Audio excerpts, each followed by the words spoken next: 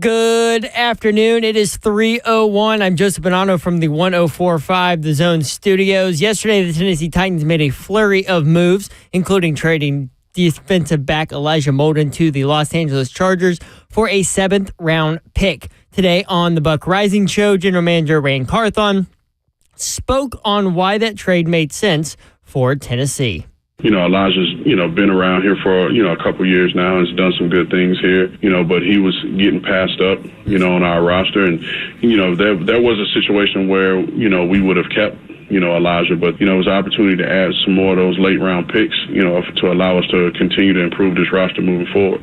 In other Titans news, according to Jim Wyatt, who was at Tennessee Titans practice today, the team has added their 13th practice squad player and former Vikings defensive lineman James Lynch. They now have 3 spots remaining on the practice squad. College football week 1 is officially back tonight as we take a look at some of the top matchups this evening. The Vols week 2 opponent, number 24, NC State, hosts Western Carolina at 6 p.m. Deion Sanders in Colorado hosts North Dakota State at 7. Over in the SEC, Arkansas hosts Arkansas Pine Bluff at 6:30, and number 11 Missouri hosts Murray State at 7. For all your foundation repair and waterproofing needs, you need to visit USSTN.com. Breaking news at once on your home for the Titans and Vols. This is 104.5 The Zone.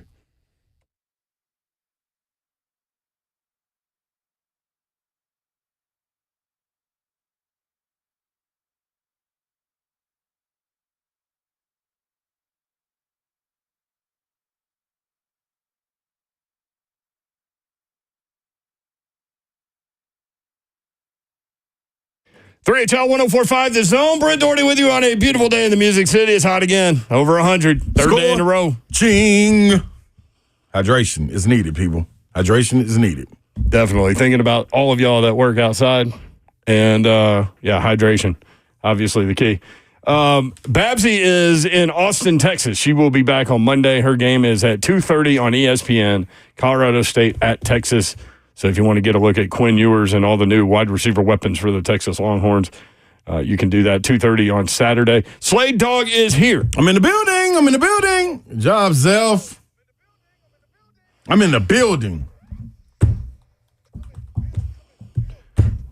It's been a Titans-heavy week, that's for sure, as they get down to 53. And then yesterday, so much roster manipulation.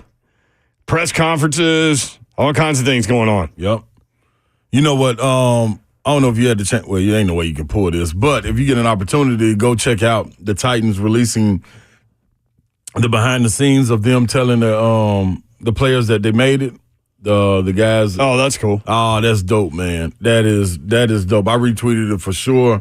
And I think it also, you got to check it out because it brings in the human element into these guys, man, that you look at as superheroes, sports icons.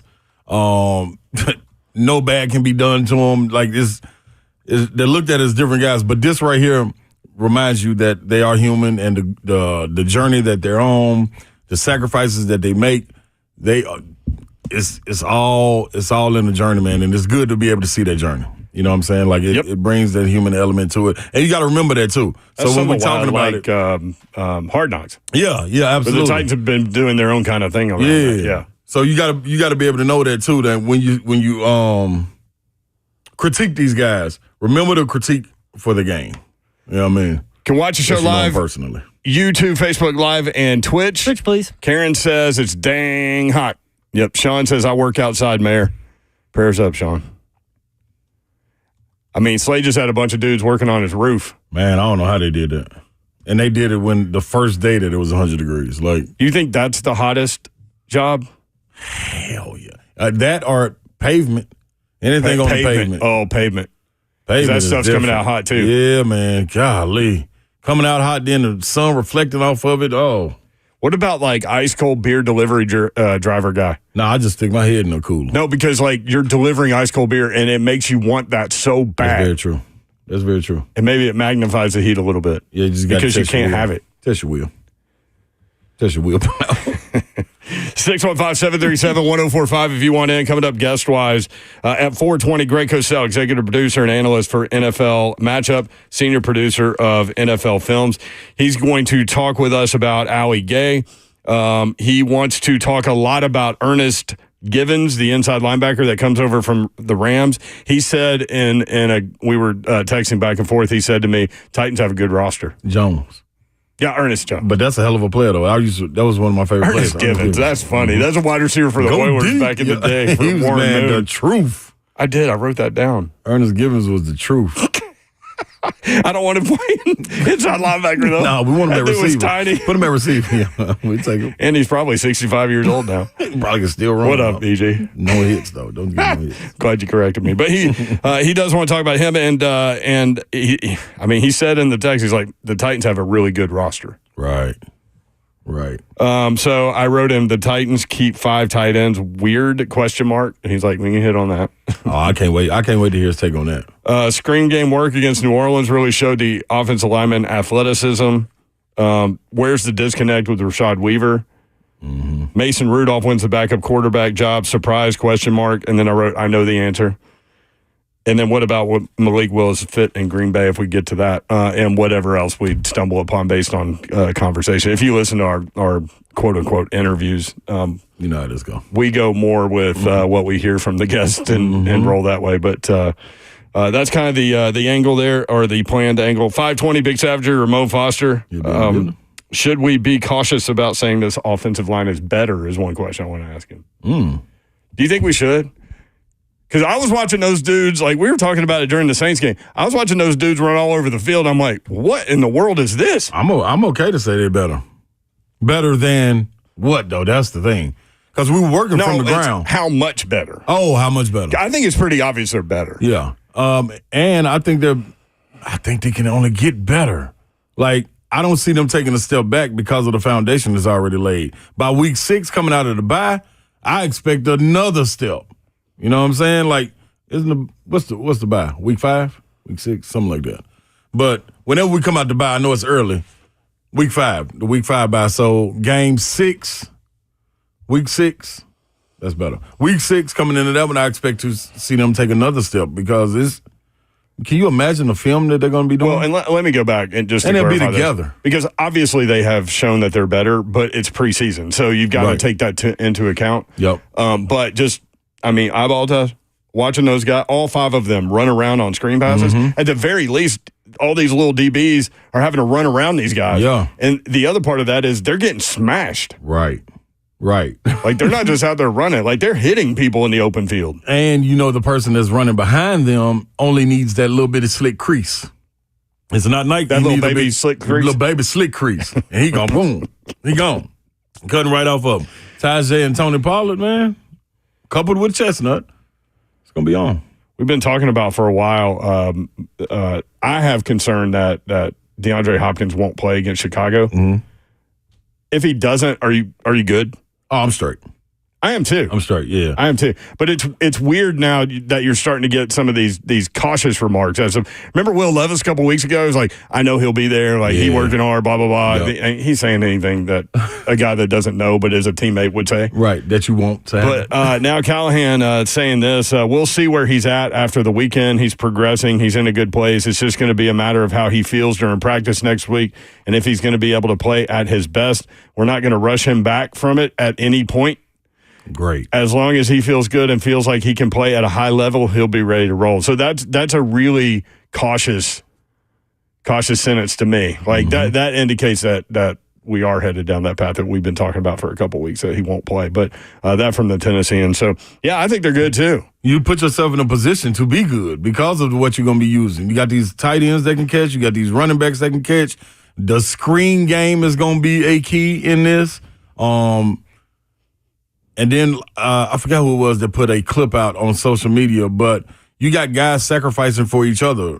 Zeph put out a clip in our group chat that was from social media, and it showed Traylon Burks running 2 receivers off in order for Calvin Ridley to sit down in the zone right behind him. Tyler Boyd doing a great job of as far as screening for guys and blocking for the receivers, for the running backs coming out. So everybody's working on the same accord. And I think with the sacrifices being made, you're okay because you still have the big play threat in these guys. Calvin Ridley, Tyler Boyd, Traylon Burks, NWI when he's in, and these 2 running backs, man. That passing game is going to be vicious. Benjamin says depth at O-line is not great. That is definitely true. Oh, yeah, there are 2 dudes.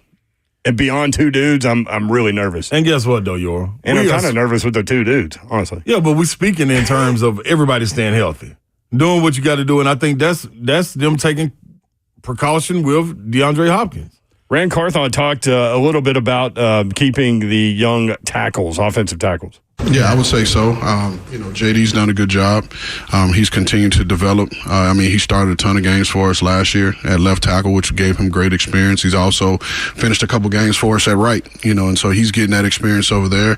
And I think OJ, I joked with him yesterday. I think he was the first person to ever teach my daughter what reporting eligible meant. I've never seen somebody take so much pride in reporting eligible when that was his role, last year. But he's another guy that came on and earned it. You know what I mean? And so, and then let's be frank, let's be honest. This time of year, nobody's letting go of good quality tackles. But we've invested in these guys, so it's we have to see this investment through and allow these guys to get the experience. Sean says on YouTube they better be better. There. Yeah, it'd hard to be. It would be hard to be worse, right? Yep. But we said that last year about the previous season. Yep. So, Jael, 5 cones are better. Yep. OG, we had 5 sticks of butter last year. But were the sticks of butter left out on the counter or were they in the refrigerator? Yeah, that's tough. Yeah, they definitely went in the fridge. You want to get back into that debate? Nah. Yeah, that's the weirdest. Come on, Harder.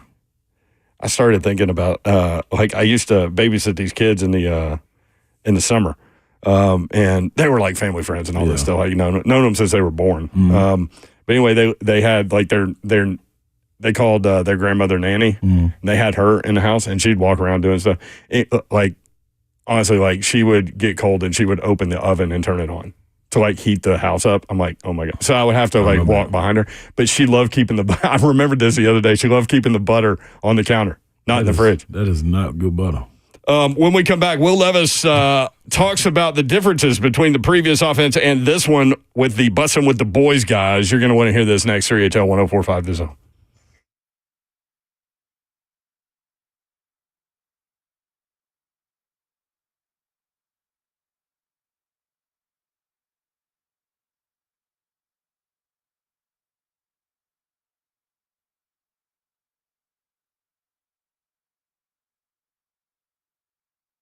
How likely would you be to trust yourself? I think you're going to put a lot of trust in yourself. You trust you before you trust anybody else. Well, that's how it is when you start to talk about inflammation running through your body. You have the healing cells right there within you. Your body, your cells, it can be your solution. Why wouldn't you go to Kellum Stem Cell Institute and get that holistic stem cell therapy and understand that I've got the problem. I've got the solution too. All that could be handled. Your harvested body stem cells are harvested and stored for future and continued use. So say you store them at 19 years old. If you turn 34, 35, you make it there, you get an injury, guess what's going to happen? You can use those same stem cells. Imagine how quick they're going to heal you. I did it with my knee, shoulder, hip, all of that. No more problems. Get you a consultation today. 615-850-4415. No need in getting into the DM and asking me, does it really work? I'm telling you it works. KellumStemCellInstitute.com.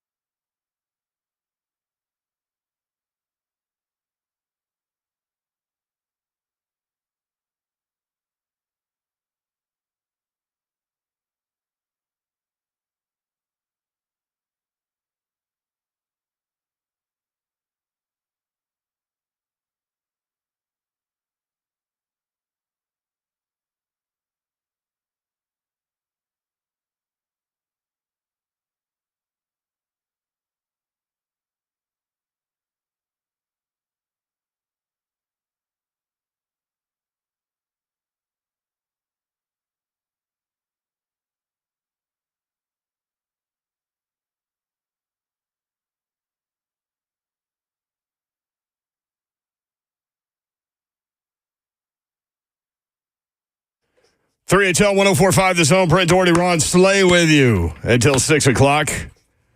Talking a lot about football today, Slay, you think? Whole lot of it. Dawn Davenport is on assignment for ESPN. She'll be on the sideline Saturday in Austin, Texas, Colorado State at Texas.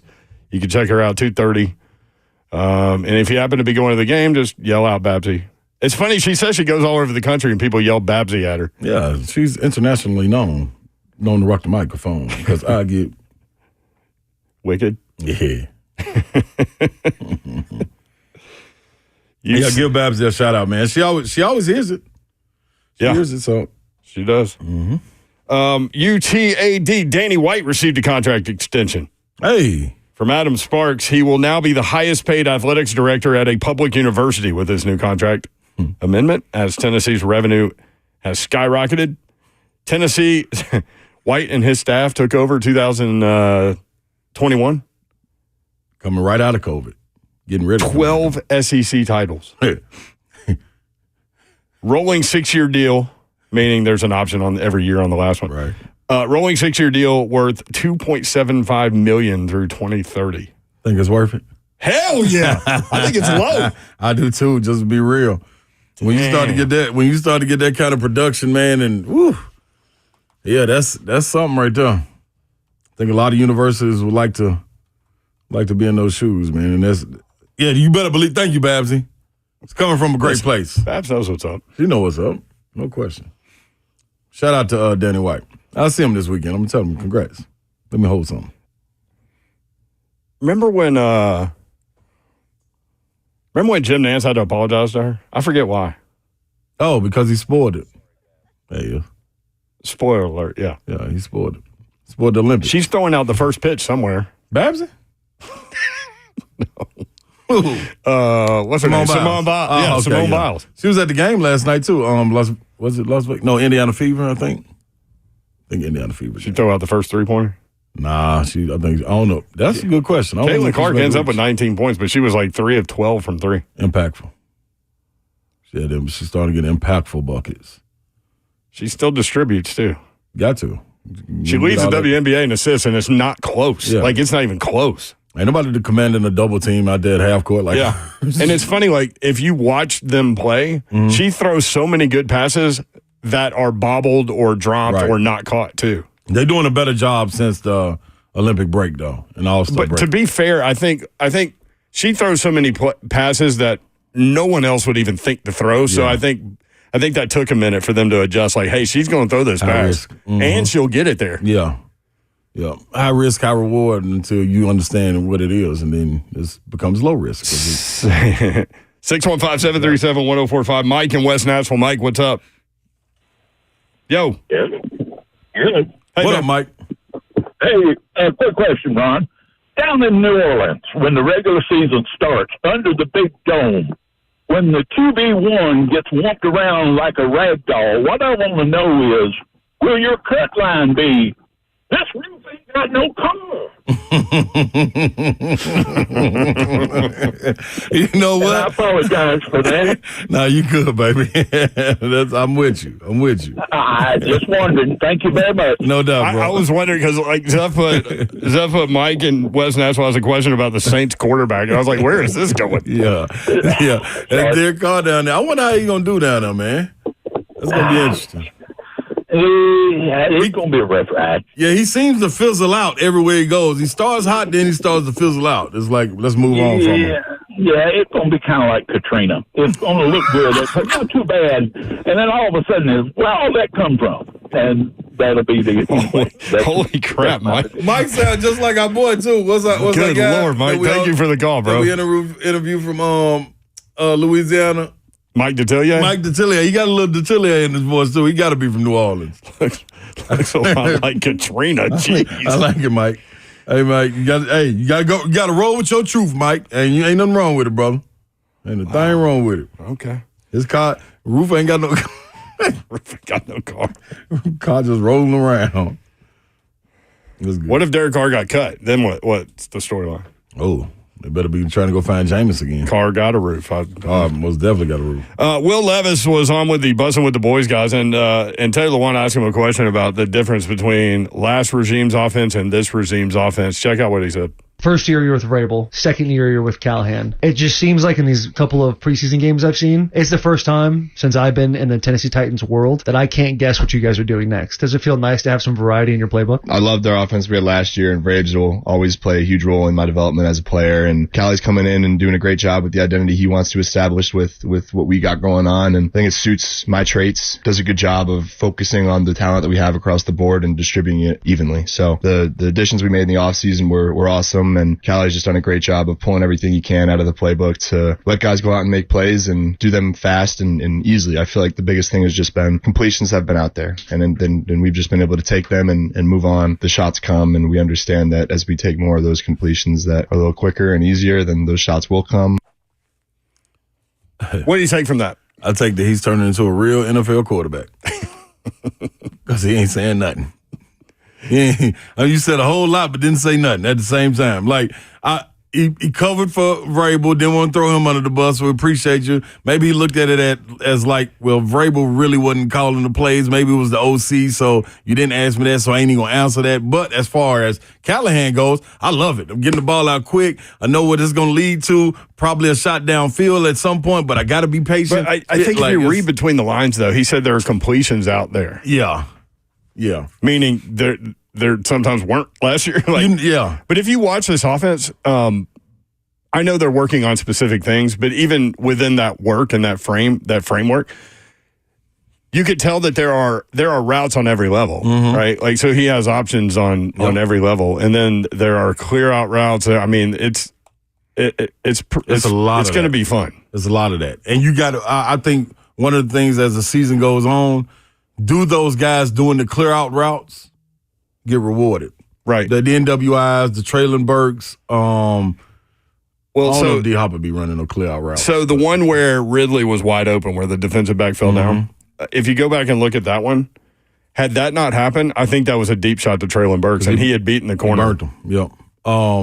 But it's like you can't pass up that open gotta take throw, that right? You got to take that underneath. You're supposed to. I love that Will Levis did that. You know what I wish he would have said? I think that's growth from him. Hell yeah, it is. It's go to what you said, what you were talking about, how you take that 58% to what did Callahan say? Callahan said you take the dump downs and you go from 58 to 68. Automatically. You know what I mean? That's simple. I wish you would have said, man, you know what? It's a different lineup out there. We don't have 2-2 behind us anymore. So, of course, I think that would have been an easier out. But I understand, man, he's in a different place. He's in Baltimore. You kind of leave that where it is. But you're supposed to. If you don't see him trotting out on the field, I thought it was unpredictable when he wasn't in the game. But it was happening to be on third down. So, I mean, it's going to be different now. I think that's one of the biggest things. You got guys back there that can do multiple things in the backfield. So 615-737-1045. Great non-answer. That was a really good non-answer. It was. Right. He's turning into a really good NFL quarterback. He is, dog. That is textbook right there. Did you see the story about Tom Brady? No, what? What have you done now? If Tom Brady becomes an owner of the Raiders, which is out there, he's even talked about it. He will have to reportedly, obviously, abide by league rules and will not be allowed to criticize officials and other teams publicly. So he's about to be the number one analyst on Fox calling games. And say that one more, run it by me one more time. If he becomes an owner of the Raiders, he'll have to adhere to league rules and will not be allowed to criticize officials and other teams publicly. He could be fined or suspended if he violates that. Has an owner ever commentated games or critiqued games? No, but how's he going to critique games without saying anything? You can't. And who's the judge? If I'm watching and I'm of the New York Giants. The rule is like a player or coach gets in the locker room, they're hot over some calls, and they're like, man, that holding call was ridiculous, blah, blah, blah, blah, blah. That's what they're talking about. So if Brady was like, I didn't think that was a bad call there. Coach Mack said it all the time. I can say what I want to now since I'm not on the staff. Yeah, but he's not on network television. Right, absolutely. And exactly. And he's not affiliated with the team. Yeah. But that's why he can say it, because he's not a coach anymore. We're about to have Conversate Gate. Like I don't know how they're going to handle that. I don't know how they're going to handle it either. Brady is set to serve as lead analyst for Fox NFL Football. We're tuned in to hear his thoughts. And not just, rainbows. Yeah, not just what we see. It's sunshine. Quarterback through to the X and the Y came through. Now, we don't want to hear that. Tell us what you would have done or something. Break it down. What did he mess up on? I mean, you're an analyst for the SEC Network. Yeah. You have to be critical. You have to. That's a part of your job. Presentation of it can be different, but you got at some point, it's okay to get on the guy for their play. But if you're sitting there and you're in the back of your head, you're like, man, if I really give this take, I could get fined. Yeah. That makes it hard. You can't second guess. You know what I'm saying? You got to go with your flow. Like when I do that, I critique Tennessee the hardest, honestly. Just what it is. And sometimes I think about it when I get offset. I'm like, dang, I got to go see them dudes, man. I know they're going to be like, Dad, why you so hard on us? Yeah, but it's easy to explain to them. Everybody's expecting, But also they got to understand, I'm holding you to a standard, too. Like, dude, you need to, come on now. Come with it. Come with it. I need bragging rights in this studio. So you'll be proud of me. What you do? 615-737-1045. You want in? I mean, what do you guys think about Tom Brady? Could you watch a broadcast where he just has to be positive the whole time on everything? That ain't entertaining. You can't do that. And it's not entertaining. I mean, this is going to keep him from buying a piece of the Raiders, I would think. And guess what? He's going to have to choose. That's who he's become since not playing football. That's the Tom Brady we've grown to love. The Tom Brady away from the game, that's speaking the truth, telling man, I didn't get along with this dude. He said the NFL's killing young quarterbacks. Yeah, that's the Brady we want. We don't need him with ownership. No. Of the pieces of the Raiders. We don't need that. Don't give us that, man. We ain't looking for that. 615-737-1045. I watched Up last night. Did you? Yes. What'd you think, dog? I thought it was a cute movie. Oh, hell, you're... No, it was... honestly, I thought it was really deep. It is, ain't it? Yeah. It's for the masses. All age groups. It's about people and relationships and the journey, not the desired goal. Mm-hmm. No kid's going to get that. The kids are just going to watch, Russell run around and the dog. Big balloons and yeah. Yeah. But that's what I took from it. Maybe I'm wrong, but that's what I took from it. All ages, man. Because I felt like, what was his name, Mr. Fredrickson, at the end of Up. So this is kind of a thing on the show. I haven't seen this show, but everybody says, I seen no kid movies, man. I haven't seen Pixar movies. I've seen Toy Story 1. I haven't seen any other. And then I haven't seen The Lion King even. And I hadn't seen Up, but everybody makes fun of me because of the way my brain works and starts yelling squirrel. And so anyway, I watched. But no, I thought Mr. Fredrickson at the end understood what life was really about. Mm-hmm. And it's about people and relationships and the journey. Yep. All ages. You agree? You can learn something from all ages. A kid, an older guy, it don't matter. Taylor's like, you never watched Up? No. Man, he ain't watched Taylor, man, start tuning in. This man ain't watched no Pixar movies for real, man. I know. And the good ones, too. Slave's mad at me about it. I am old after you. I'm going to go through. Have you watched Cars? No. See, boy, you really missing out. Yeah, you're missing out on that one. See? Cars really cold.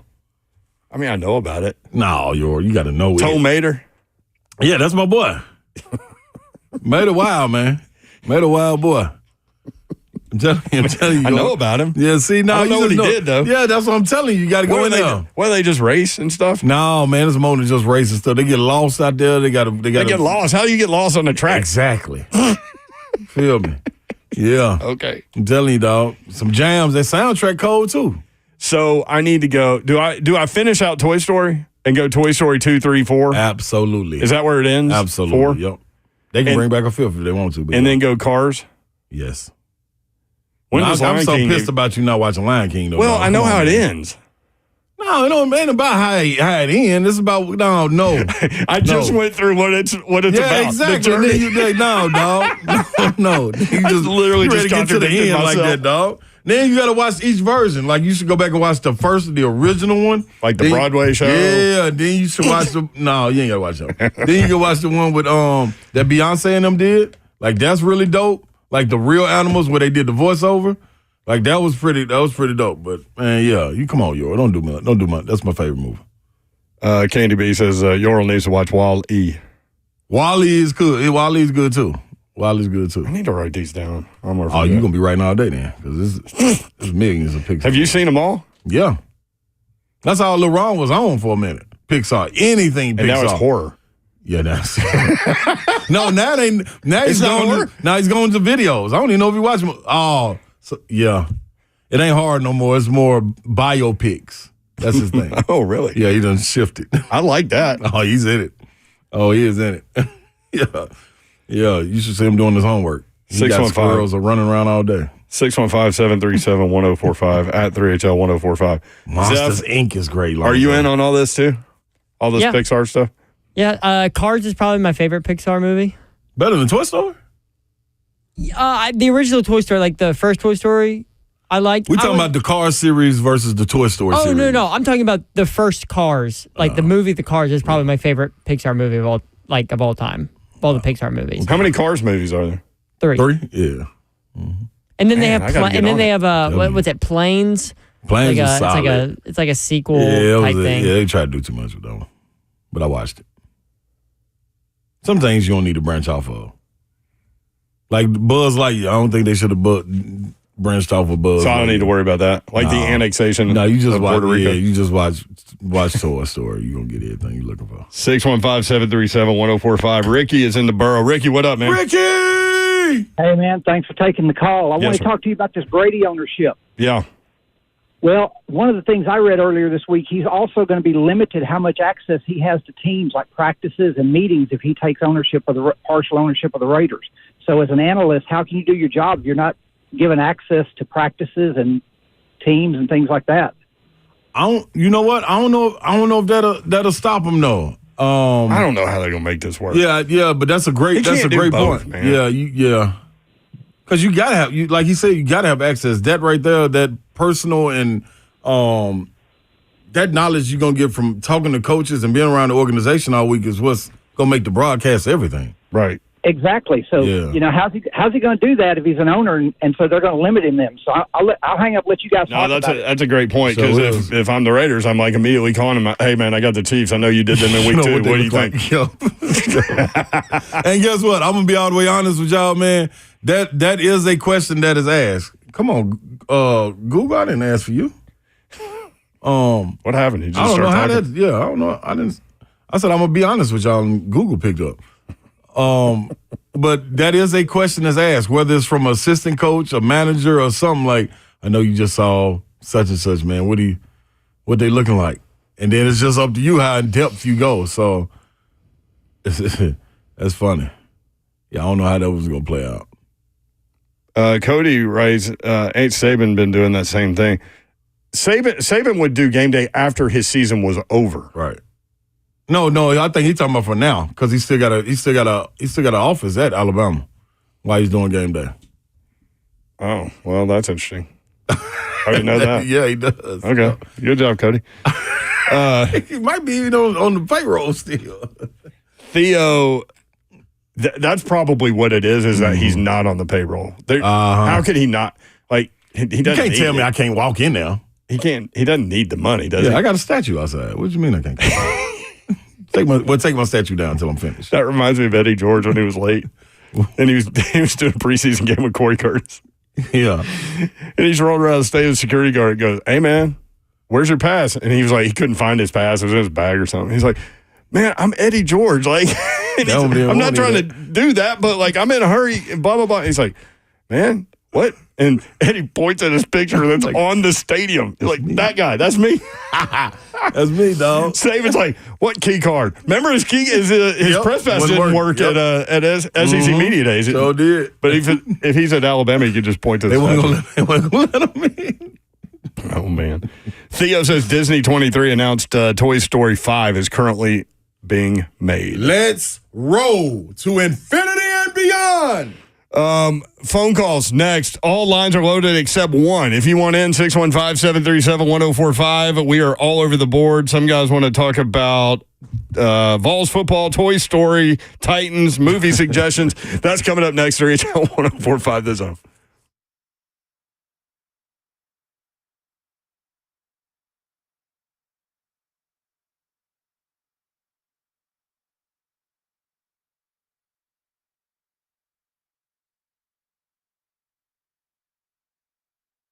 All right, I want to tell you about Outdoor Lighting Perspectives of Nashville. My friend Bob Lyons, they've got a Labor Day special going on because they want to help you out, right? So I had them come and do my outdoor lighting in my backyard, in my driveway. We put a light in on the driveway for safety and so the kids could play basketball once it got dark there. And we absolutely love it. The backyard has been absolutely transformed. We can enjoy the area that we poured into as a family, and it is unbelievable what a difference Bob and his team made out in that backyard. That Labor Day special, 6 months, same as cash for any current or new quotes for landscape lighting, good through Labor Day.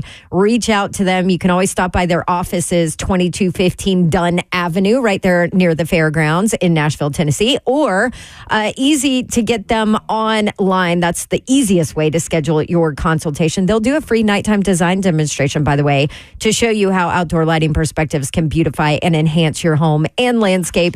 That is outdoorlights.com/Nashville. I want to tell you about Scoreboard Bar and Grill. It's football time in Tennessee. Where are you catching all the college and pro games this season? Scoreboard Bar and Grill is where there are 3 locations, so one is near you. Scoreboard Opry near Opry Mills Mall in Donaldson. Scoreboard Cedar Creek in Mount Juliet. And Scoreboard Four Corners in Laverne. All Scoreboard locations have brand new football menus with new food and drink items, sure to impress anyone. Some of the best hot chicken, slow smoked ribs, wings, and barbecue, the coldest beer, and the largest bushwhacker selection in Nashville. And all locations have plenty of free parking. Scoreboard Bar and Grill has its own built-in party. Every Scoreboard has tons of TVs, and we'll have all of your favorite games on with full sound. Oh, and get this, Scoreboard is giving away University of Tennessee tickets to every home game all season long. Watch their socials for more information. If it's football time, it's Scoreboard time. Scoreboard Opry, Scoreboard Cedar Creek, and Scoreboard Four Corners, Scoreboard Bar and Grill.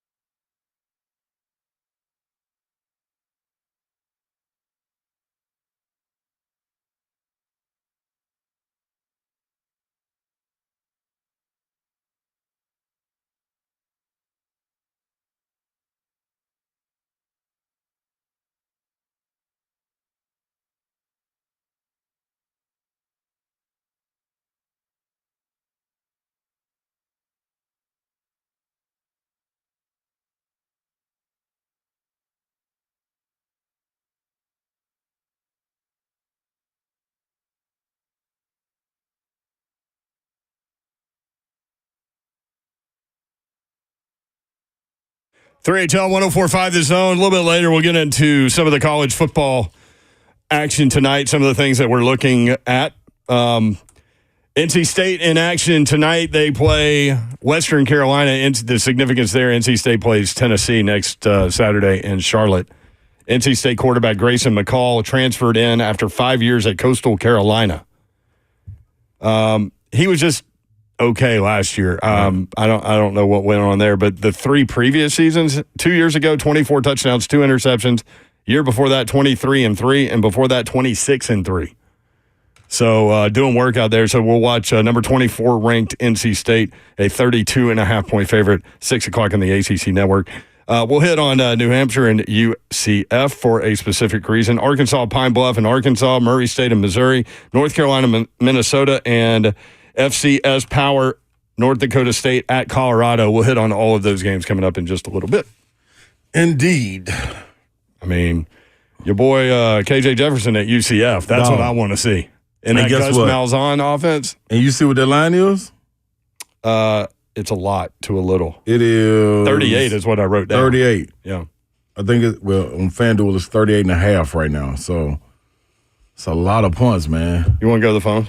Let's go to the phone. All lines are loaded. We love y'all. 615. Load them then. 737. Derek, 1045. Derek in Omaha. There you go. Omaha! Derek, what's up? Yeah. Hey, guys, real quick. With the defense, some of the players on management and some guys still kind of injured going through that. Will we be fully prepared for the Bears week 1? And I'll take the question offline. I mean, yeah, I mean, Cheeto, thank you. I'll put you on hold since you were in Omaha. I mean, Cheeto and Snead are back. So yep. The one you're waiting on that you don't know about is DeAndre Hopkins. Yeah. And I've got my doubts on that one. And I think Wiley's back. So, I mean, everybody's full go. I think even with the guy, Ernest Jones coming in. He was out there. He was out there, so he'll be ready to go. Like, we're fully loaded walking up there in the Chi-Town. 615-737-1045. Tristan and Brentwood. Hey, Tristan. Hey, okay, here's some movies that you need to watch. Okay. Dean Jones, great actor, rest in peace, but that darn cat and several other movies. Kurt Russell, The Strongest Man, and old movies. Dumbo, great movie. Elephant and Military, and Don Knotts, The Apple Dumpling Gang, if you've ever seen them. I love it, Tristan. You are all over the board, man. You're my kind of guy. He owned it. And also, why didn't the Titans draft like a kind of a replacement running back, or find a running back that's a little bit like Derrick Henry, just so we can have like some power also, just because I see like we have Tony Pollard and Tyjae Spears, but we just need a tiny bit of power back. Yeah, and Chestnut's like those other two. So I think the easy answer, Tristan, is that they've gone to a completely different system, and they want their running backs to be involved in the pass game, and so that's kind of where they go. Yep, thank you, Tristan. Appreciate it. Also, on the back end of that, man, when you talk about run behind your pads type of guy, Spears can't do it, but Pollard is that guy when it came down to it, and when they went with that jumbo package. To get between the tackles, like it was, yeah. He was that guy putting a big old lineman at fullback. Didn't hurt either. Can watch the show live, YouTube, Facebook Live, and Twitch. Twitch, please. Come on, Zeph. He went running. He went running. He wasn't even in. Like, that room's pretty big. I heard. But I can't see him sometimes when he is sitting at the booth, so I didn't know if he was there or not. What are you doing, Zephyr? Zeph wears sweatshirts. I'm like, dude, it's 101 degrees. He's like, it's 60 in here. It's I'm cold like, in here. It is not 60 degrees in here. No way. It's probably like 75 degrees in here. I wish it was 60 degrees in here. Me too. I would love that. Yep. Especially with Babs gone. But we can't mess with the temperature because Mike Buckner said it controls other studios too. Oh, you asked about it. I'm just thinking he the one that had to write that. It's gone. I was just going to say, I was like, where's the... So every office building is probably like that, has a Post-it note on the thermostat. Mm-hmm. and we used to have one, but it's gone. So now we can just move it? Is that where we are? Maybe so. Maybe we can do what we want to do. All right. Look out. Lock the door, just in case Paul Mason heard that. Mm-hmm. 615-737-1045. There you go. Jobs up. Rick in the borough. Rick, what's up? Hey, got a must-see movie I recommend is The Breakfast Club. Oh, dude, I've seen that classic. 5,000 times. Instant classic. But yes, Me you are too. right. I mean, delves into really what drives some of the youth to become who they are and the pressures that they live with day to day. Yep, and the end of that movie is great. I'm a 61-year-old guy that can relate. Yep, the end of that movie is great. That is a good one. Thank you, Rick. Appreciate it. 615-737-1045. Jansen is in Carthage. Jansen, what's up? Hey, what's going on, guys? What's happening? I always stop in Carthage on the way to Knoxville and hit that Wendy's I had to cross in the it. truck stop. Yeah. Mm-hmm. Always. I live not far from there. I got you. Oh, there's Paul Mason. Ron. What's up? What's up, brother? Hey, at the end of Toy Story 3, what kind of feelings were you having? Hang on. I haven't seen it. Spoiler alert. Even though it's a really old movie, but I'm about to watch it tonight. I won't tell you what happened, but I'm sitting there with my children after seeing the first two, and so that last scene is going on, and I get to reflecting back on my toys, and I imagine these toys are mine. And next thing I know, my eyes are swelling up with tears. I'm thinking, the lights are fixing to come back on, and here's this dad over here. He was going down his face. I got to get it together. Hey, man. Thank you, Jansen. I mean, you're just showing your human side. Hey, no, guess what? To his point, though, I've been in a couple of Pixar movies, and the way they end, and it's always at the end and gets you, and the credits come back up, and you like, man, hold on. So I always put my mind to something else. I'm looking down at my phone or something to get distract myself. So, Jansen, I feel you, dog. Think about baseball or no, it's your serious. grandma. Yeah, the little toys waving. Well, I ain't going to tell you. They're waving by, I guess. No, that wasn't what they was doing. We'll talk Tennessee football, the Titans roster, the Nick Saban situation. We're bouncing around today. By the way, I have some detailed information on Chattanooga, just in case you're wondering about them. That's coming up next. They're pretty good, actually. That's coming up next. 3HL 104.5 The Zone.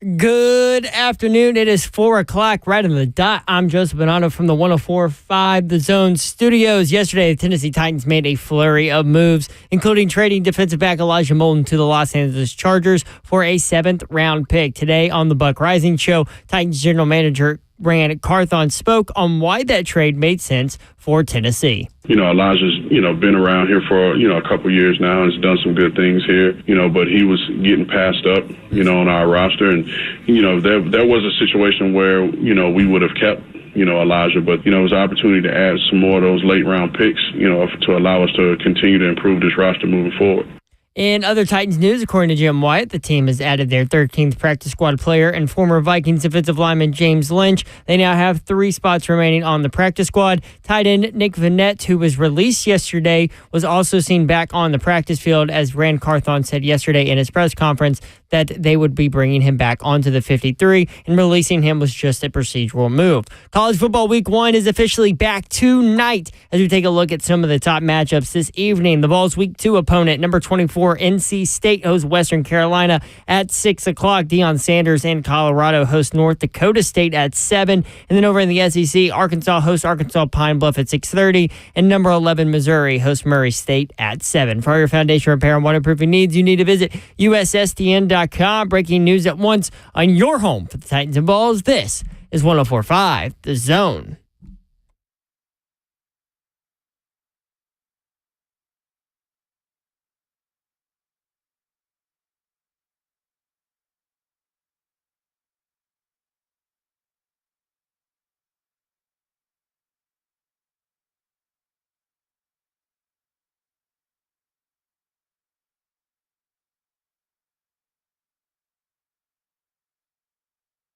Three at 104.5 The Zone. You're right. Brett Doherty with you. Ross Slay with you. Yes, I am. And y'all know what else is back? What's back, Slay? The Parsley is back. Tell me it's not back. The Parsley is back. Tell me it's not back. The Parsley is back, y'all. When, Slay Dog? Tonight. Today.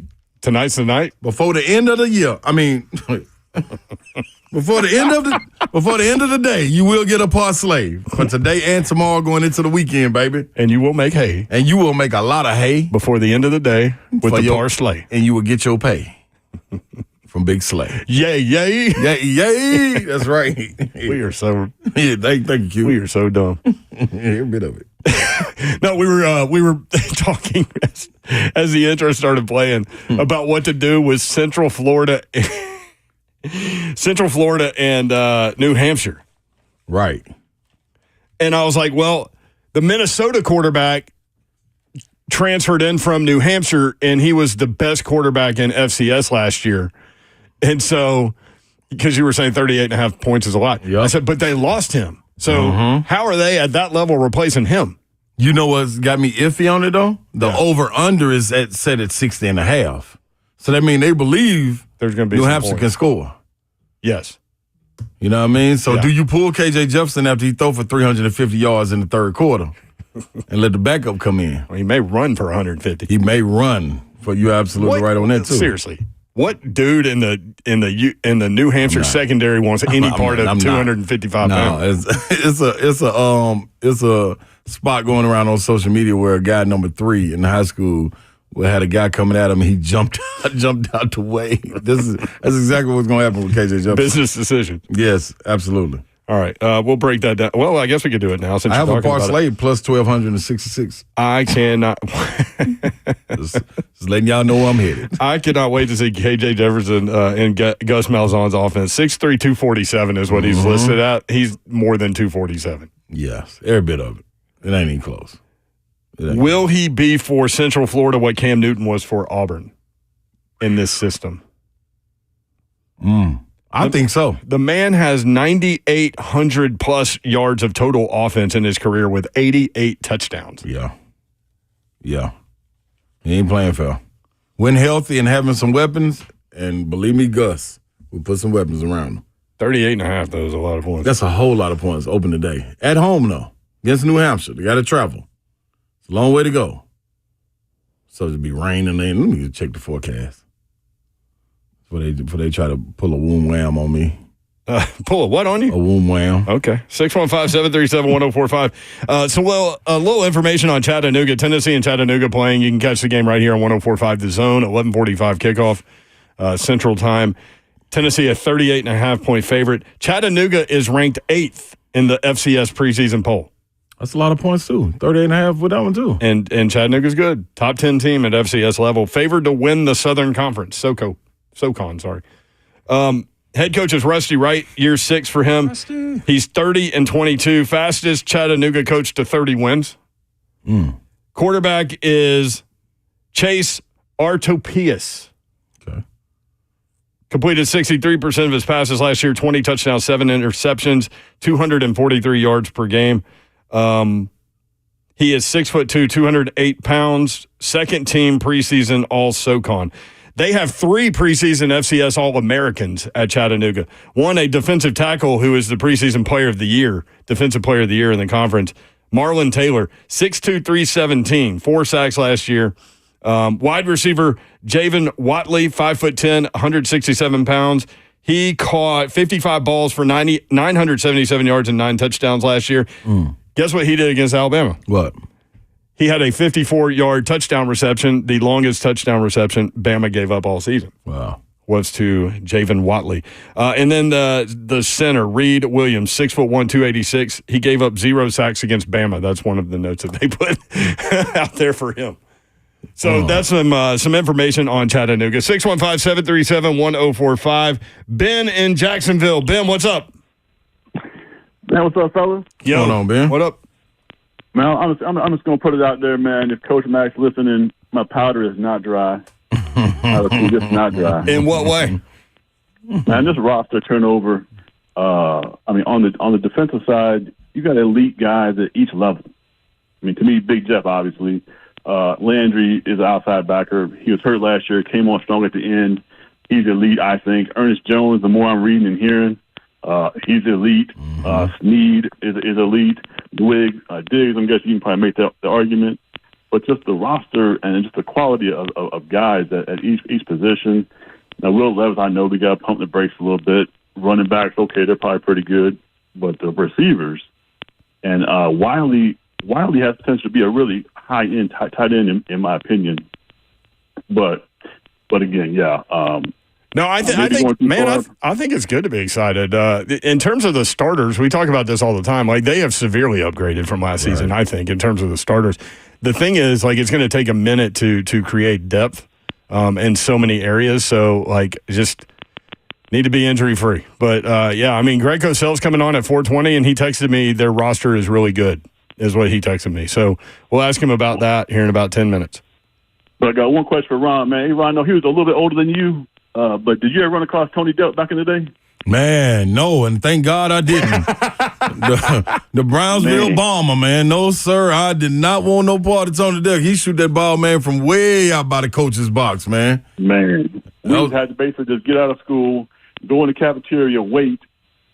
So he let people in for the girls' game, go get in line for that, watch that game, just even see him play. Yeah, man. Yeah. Straight up, yeah. No, where was he from? Brownsville, Tennessee. Yes, sir. Yeah. Brownsville, man. Yeah. I do stay in touch with him though, man. Good dude, still humble as ever, man. But he know he could shoot the laces off of it, man. We had the opportunity to do a little show together, doing March Madness last year. So yeah, good dude, Tony Delk, man. Well, listen every day from Jacksonville, man. Y'all do a great job, man. Keep it up. Thank you, bro. Appreciate it. 615-737-1045. Tony in McMinnville next up on 3HL. Tony, what's up? Hey, what's going on, fellas? Yo. I just want to say I'm very excited about this season, Vols and Titans. All I want from the Titans is be competitive and make it fun to watch. Mm-hmm. With the Vols, shut the haters up. There you go. One more thing, Mr. Slade. Yes, sir. When you get done with your parsley this evening, you sit on the back porch enjoying a cigar and a little bourbon. Yeah. I want you to Google Marcus King. Marcus King. And just have a listen. Okay.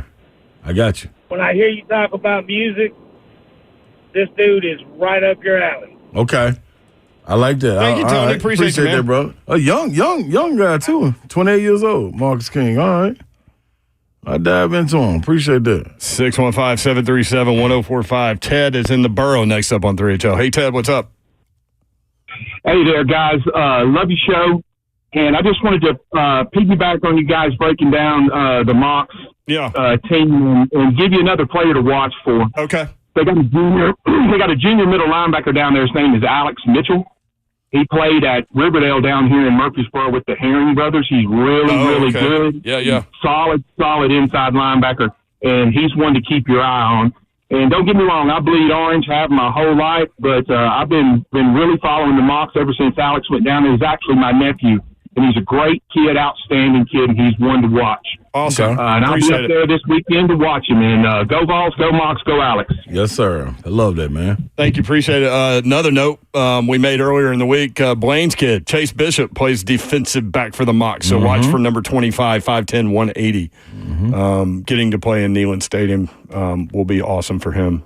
Great kid. Yep. So I know Blaine and Seller are really proud of him and anxious for this opportunity. 615-737-1045 at 3HL1045. Mike is in Pulaski. Mike, what's up, man? Yeah, I was just going to say Nick Saban is employed by the University of Alabama. Yeah, we saw that. I don't know how they're getting around that. We're going to have to make some phone calls once we get off the air. And his salary is $500,000 a year. I have no idea what his actual title is, but his office is there in the stadium, and he is employed. Appreciate that, man. I had one of my reps hit me up. I believe he's in an advisory role right now. Might as well be. So yeah. So how do you take it, man, when you roll across in that rivalry against UT, and you'll be around them? The first obvious point is the NFL is much different than college football. Very true. So the NFL has all these rules and guidelines. College football has some of them. So I don't. Clearly, there's a loophole there, or he wouldn't be able to do it. Right. The thing about Tom Brady is he hasn't acquired any of the Raiders yet in terms of ownership. So they're just saying ESPN had the story, and they're just saying if he does acquire ownership in the Raiders, then he would have to adhere to the same policies as everyone else in that role and not criticize officials or players or coaches on other teams. And then the obvious question is, how do you do that job as an analyst in a football game without criticizing? I agree. And, when you're talking to him, you just got to hope a guy's in good standing, man, when he's speaking to these other teams about him. Because I'm telling you, if I was a coach on another team and you came in, you were calling that game knowing that you watched shoot around or something, I'm going to ask you, what you think they look like? What you expect? What you expect out of the night? You know what I mean? I want to get your analysis. You've been able to see both teams. And that ain't necessarily you giving anything away, but I'm definitely asking. That's how a lot of us get information. You know what I'm saying? That's through relationships with people like that and quick phone calls or run by somebody or whatever. 615-737-1045, always the number. When we come back, Greg Cosell. And we've got a lot to get to with him. He's gonna tell us about Allie Gay, what he knows about him. Also the new linebacker in the trade. Screen game work against New Orleans really showed the offensive line athleticism. Where was the disconnect with the Rashad Weaver? Mason Rudolph wins the backup quarter job. Was he surprised? To which I wrote, I know the answer, but I will ask you anyway. Right. 615-737-1045, always the phone number. But when we come back, Greg Cosell from NFL Films next on 104.5 The Zone.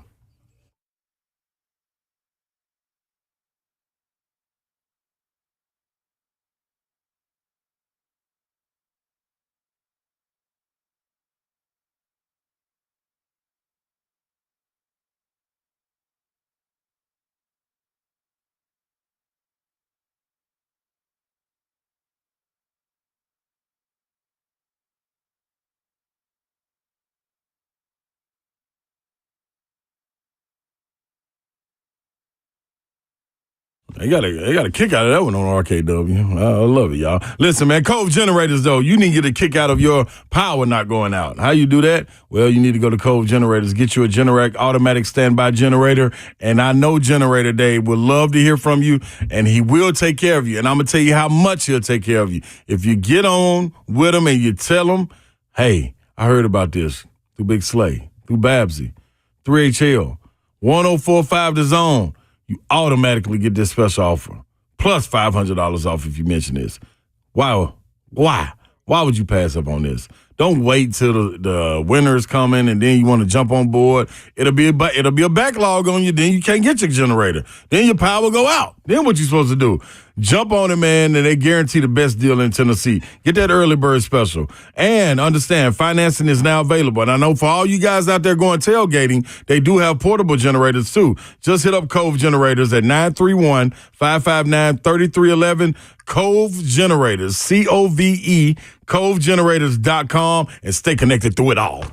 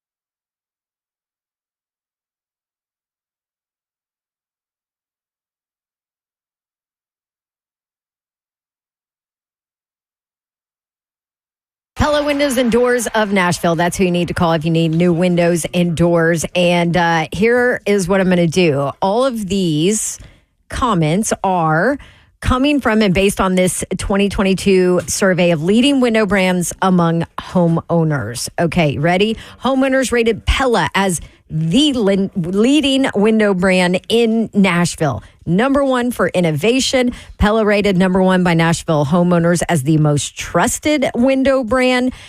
Homeowners here in Nashville recommend Pella windows more than any other window brand. Number one for the highest craftsmanship. Number one as a premium window brand. Number one is the window brand that stands behind their products. And guess what? I'm not even done. I could keep going, but I won't do that to you. Just want to let you know that Pella Windows and Doors of Nashville is absolutely the best. And I would love to recommend you to Pella as a customer of Pella. They've been a great partner here. They replaced all my windows in my rental property. They replaced some windows in my home, and now I have to replace another door, and I'm doing it with Pella Windows and Doors of Nashville because they're the best. 50% off qualifying installations and no money down, no interest, no payments for 12 full months is what they're offering you. Schedule your free consultation. Tell them Dawn sent you. PellaNashville.com.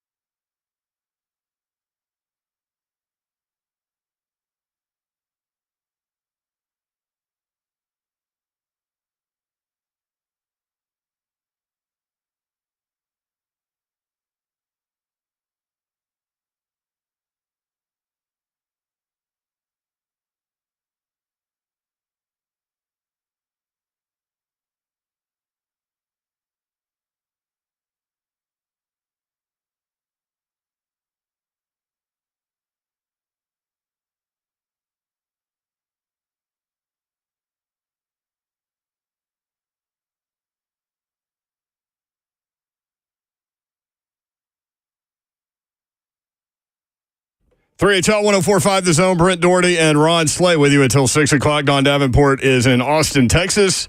She will be on the sideline for ESPN, Colorado State at Texas, Saturday at 2:30 on ESPN. Greg Cosell joins us now as he does every Thursday. NFL matchup coming up soon and NFL Films. Greg, what's up? How are you? Super Bowl for the Titans, right, guys? Book it, Cosell. We'll see you in New Orleans, baby. There you go. Hey, there's worse places to be than New Orleans. I mean, we'll be down there that week anyway, so if they want to join us, they're more than welcome. Me too. Let's start with the post 53 thing. And so everybody gets down to 53 on Tuesday by 3 o'clock Central, and everybody did that. And then tons of movement yesterday. What do you think about the Titans roster now as we head into 2024 season? I think it's a pretty strong roster overall. Having said that, are there questions that need to be answered? Absolutely. You could say that about most teams. There are certainly questions, but I think when you look at the roster top to bottom, there's a lot of good players. So, yeah, I think it's a pretty strong roster. Now, again, I don't want people listening to think, I was joking, obviously, about Super Bowl, but nor am I going to sit here and say, well, this team could go 13-4. I don't do those kinds of things anyway. But I think overall, this is a roster that's much, much improved from where it was. And there's a lot of quality players on this roster at different positions. So they bring in a couple of guys off the waivers. I'm curious to get your take on Allie Gay at defensive end because they've moved on, obviously, from Rashad Weaver, and it really looks like that they like the rookie, certainly from Michigan. Yeah, I'm getting the feel seeing what they're doing, that they like length with their D-line because Gay was almost 6'6" when he came out of the combine. Weighs over 260. He's got great length. There's a physical nature to his play. I know, he's obviously been with a team or two, but I thought when he came out of LSU, I thought he had a chance to be, a quality rotational player in this league. He plays a power game. I thought when he played at LSU that he had good fundamental technique. I thought that he was assignment sound. Like I said, I didn't think he would be a starter. He's not a great pass rusher. He's not one of those guys you sign and go, this guy's going to be our guy. But I thought he had size, length, strength, fundamental execution. I thought that profile normally gets guys to play in the league. And maybe after a couple of years, I think he was in the 2022 draft, I believe. Yep. Maybe this will be the spot where he can sort of find a home. But I think that and he's multi-positional. You can line him up in numerous spots along the defensive front. Another guy, Ernest Jones Jr., who's just been added to him, middle linebacker, looked like he had a great time in L.A. with the Rams. Slay, I was really, when I saw that trade the other day, first of all, I couldn't believe it. Right. I know it was just a day or two before that he was given the opportunity to seek a trade. And then when I saw the Titans traded for him, and I was, wow, he's a really, really good football player. And, you got to remember one thing. It's easy for a lot of people to say things like, the fact that, what they had to give up for him shows you that teams don't value stacked linebackers. Well, the thing about the NFL, and I've been fortunate in my career to talk to a lot of coaches, is coaches value every position. Because if you don't have someone at a given position, it limits what you can do with your playbook. It limits what you can do in given down and distance situations. It limits how you can deploy your personnel. So coaches never think like that. Those kinds of conversations are for fans and media. Coaches never think like that. Yeah, and if you come at it from the economical side of things, then you think economically running back got devalued. Safety, it looks like, is and I've heard from people around the league that inside linebacker is that, but that's not what you're talking about. Coaches. Yeah, I mean, and by the way, in the overall scheme of things, like if you're prioritizing positions, would you say stacked backer is at a high level? You probably wouldn't. Right. But if you don't have good ones, it change. When a defensive coordinator is putting together his game plan or just putting together his team and thinking, okay, what do I have? If you don't have something at a position, then the way these guys think is, oh, well, I can't get to this part of my playbook because those guys aren't good enough. So that's the way defensive coordinators think. And it changes how they go about doing their job. So how does Ernest Jones fit in with what Denard Wilson wants to do? Because when you look at the number one green dot guy, so he was the communicator, team captain, 145 tackles, 4.5 sacks, 30 quarterback pressures, which led all inside linebackers last year. Certainly an upgrade from Jack Gibbons, with all due respect. Oh, well, he's probably more than an upgrade. And as you said, no disrespect to Jack Gibbons. Right. But Jones is a really good stack backer. He's a 3-down player. They used him a lot, as the stats indicate, but I didn't know that stat about 30 quarterback hits. I just watched the Rams tape, and he was used meaningfully as a blitzer, predominantly from the inside. So he's a really, really good football player. I mean, he's just one of those really solid players. You can play every down, and he can do everything. In terms of starters, when you look at what the Titans have put together defensively, and Denard Wilson came in here and immediately was talking about attack, and all those things. He literally, Cosell, correct me if I'm wrong, I think he could blitz from almost anywhere. Yeah, he can. And the other thing that really stands out, I mentioned this a moment ago, speaking specifically about Ali Gay, but the other thing that stands out is the size now of this defensive front. Jones and Murray are big. Murray's 245. Jones is 245. We talked about the defensive line. I mean, these guys are big. So this is a big front. And you know that Denard Wilson, I got a chance to talk with him when I was down there, 2 weeks ago. He wants to pressure. He wants to play press man. I mean, this is going to be a really interesting defense. So I'm really excited to see this defense. And they've got veterans now. They've got guys who've been in the league, and those guys usually understand concepts better than younger players. So it's going to take less for the Awuzis, the Sneeds, the Diggs, the Hookers to understand exactly what Denard Wilson wants to do because they've been around the block a few times. From Ben Arthur, this just came down, Cosell. The Titans have claimed cornerback Darrell Baker off waivers from the Colts. Started 6 games last year. Looking at his numbers, 35 tackles, 7 passes defensed. I don't know if you know anything about Baker, but that just happened. I remember seeing him because the Colts played a lot. They were struggling at corner last year, and they played a number of guys who were younger guys. They're looking for competition because right now, if you look at their depth chart right now, they've got the 2 starters, and who else is a corner? They've got Brownlee, right? Mm-hmm.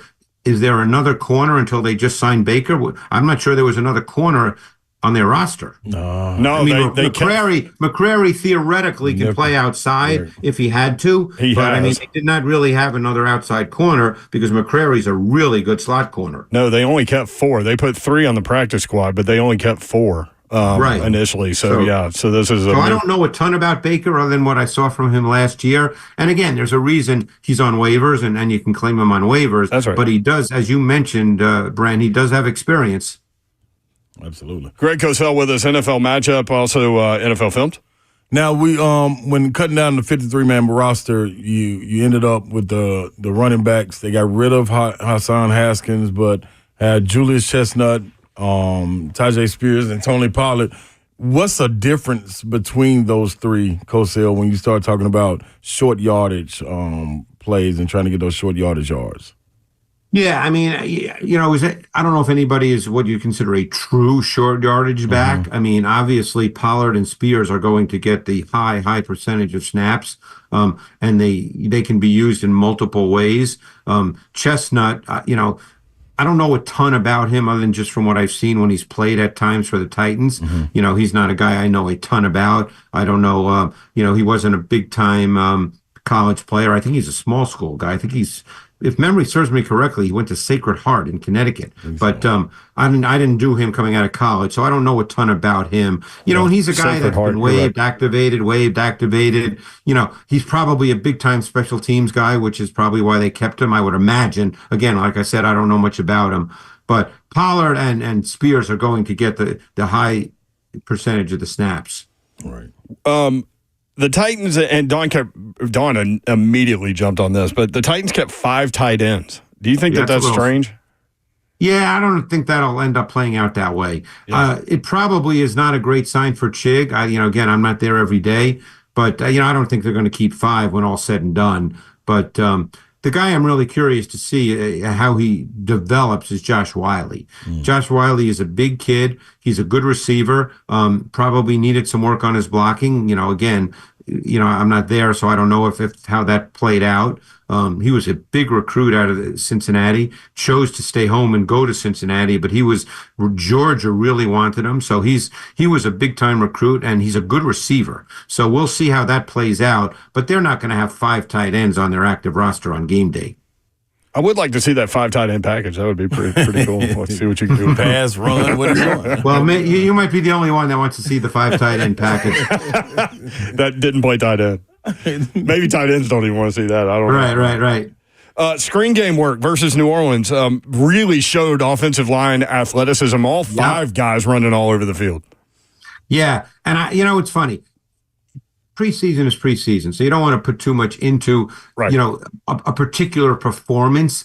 But what you can put a little stock in is they're going to run in a preseason game what they practice. They're not going to call stuff they haven't practiced. So I thought it was really interesting. First play of the game, they get Levis out of the pocket on boot. They run screens. They change his launch point, which I think is a really good thing to do. It helps your O-line. So you just started to see things and think, okay, because so much of this comes down to play calling and how you help your quarterback. That's really the key for a young quarterback is how do you help your quarterback be a comfortable player? We know there's going to be 3rd and long plays. And in those situations, you hope that he doesn't, make a mistake or make a poor decision. I mean, his last throw of the game, which was his only incompletion, was his only poor decision of the game. And you use that as a learning tool.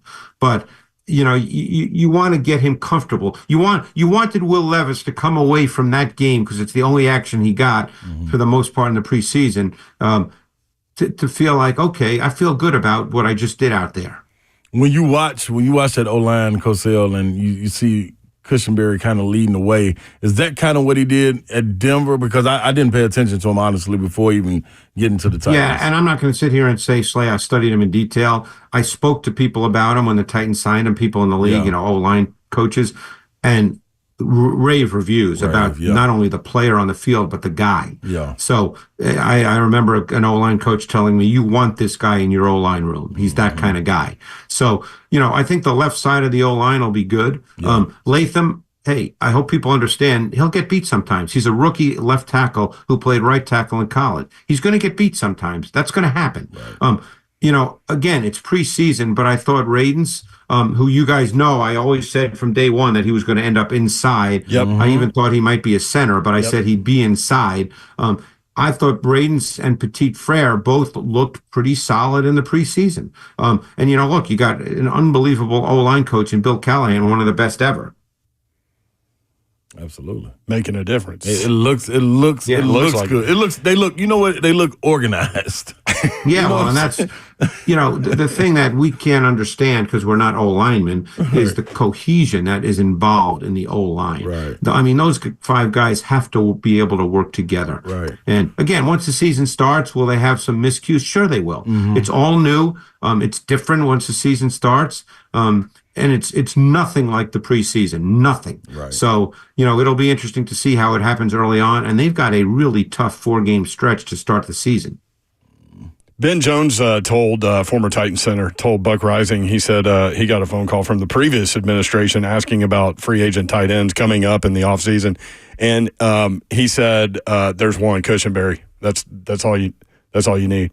And then this administration ends up bringing him in, but yeah, it's been interesting to watch them pulling and getting down the field on these screen passes, and maybe that's more their style as opposed to bully ball. Well, and don't forget too, Pollard and Spears are really good runners in space. Yeah. So you want to get them in space, and the screen game does that. Yeah. Those guys can create as well. So look. Say what you want, and we have no idea. You know me, I don't predict what the record will be or who, wins and losses and all that stuff.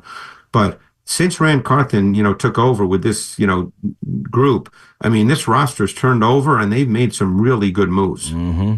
Anything you with 1 week before NFL cranks all the way up, you watching anything in particular this weekend or tonight, Cosell?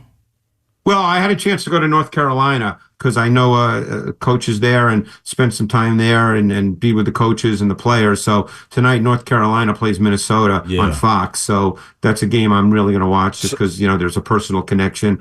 I'll probably switch back and forth a little, see Colorado. They play North Dakota State. North Dakota State's not an easy W by any stretch. Oh, I know. Some people putting Colorado on upset alert. So, I'll be paying attention to that. What do you think about Max Johnson at North Carolina, the quarterback?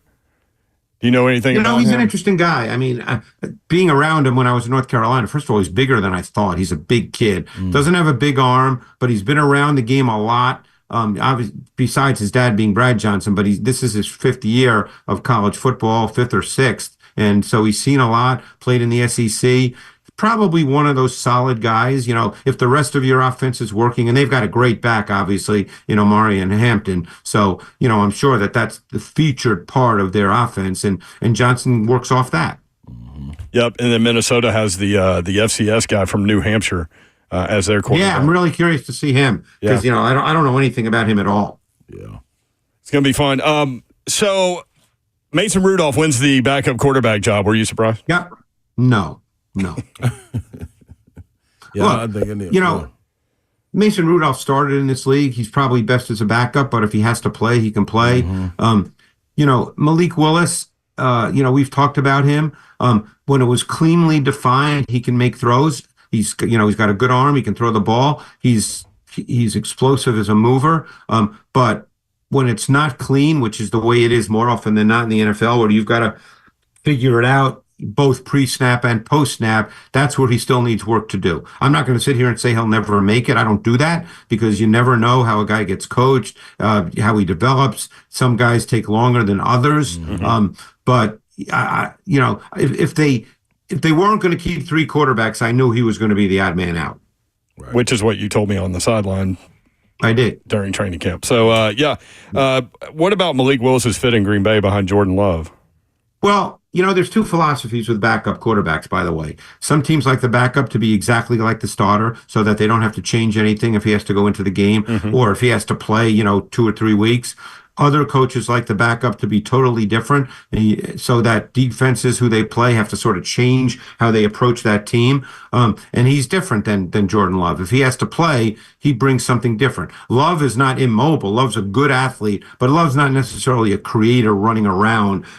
He can move around a lot in the pocket to make throws, but Willis has, there's an explosive element to his running. He's different than Love in that regard. Where was the disconnect with Rashad Weaver, Cosell? My guess is they probably wanted to keep a guy who they view as a better pass rusher because I think that Caleb Murphy is a better pure pass rusher than Weaver, and they probably wanted to do that rather than keep Weaver. That would be my sense, not being there. Certainly don't know what they discussed in their late-night meetings when they were putting the roster together, but that would be my guess. Could you see Rashad Weaver more as a 4-3 defensive end? Or am I way off on that? No, probably so. I mean, he's not a great pass rusher, despite the fact that he had a lot of sacks in college. So in the NFL, that's not his game for the most part. So, they probably felt like someone like Ali Gay, who they signed, is in a sense, in their mind, perhaps a better Rashad Weaver. Because Gay's bigger, he's probably stronger. And again, he's obviously a waiver guy, so, who knows what happens with him. But, maybe they feel like he's just a better version. Greg Cosell, executive producer and analyst for NFL Matchup, senior producer for NFL Films. Greg, this time next week, we'll be talking Bears-Titans. We'll be talking Chicago Bears. That's it. Yeah, buddy. Let's go, Greg. Love it, Greg. Yeah, Thank you, brother. Let's do it. Hey, let's play some real football. Yeah, let's do it. We're all in on that. Thank you, Greg. All right, guys. Appreciate it. All right, there he is, Greg Cosell, at Greg Cosell. That NFL Matchup show is phenomenal weekly on the ESPN properties, so you can check that out there. When we come back, Brian Callahan and Rand Carthon talk about the new additions from the waiver wire, Ali Gay and Julius Wood. That's next to RHL 104.5 The Zone.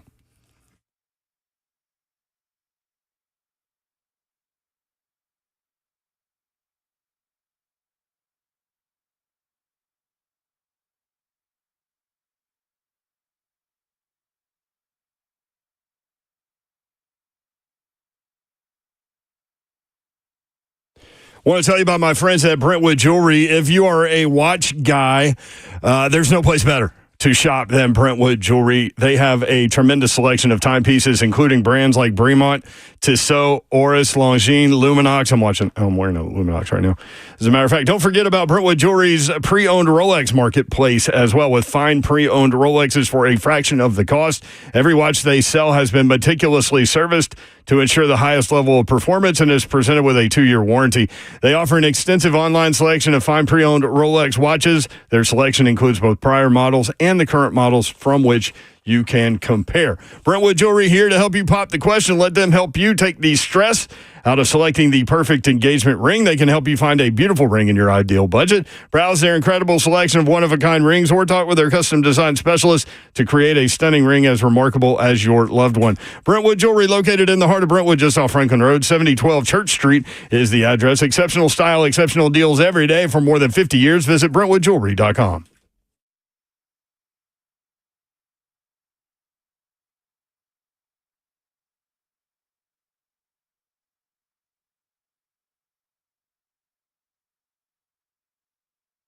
I love living in Middle Tennessee. We've got great restaurants, entertainment, sports, and one of the nation's top Ford dealers right here in our backyard.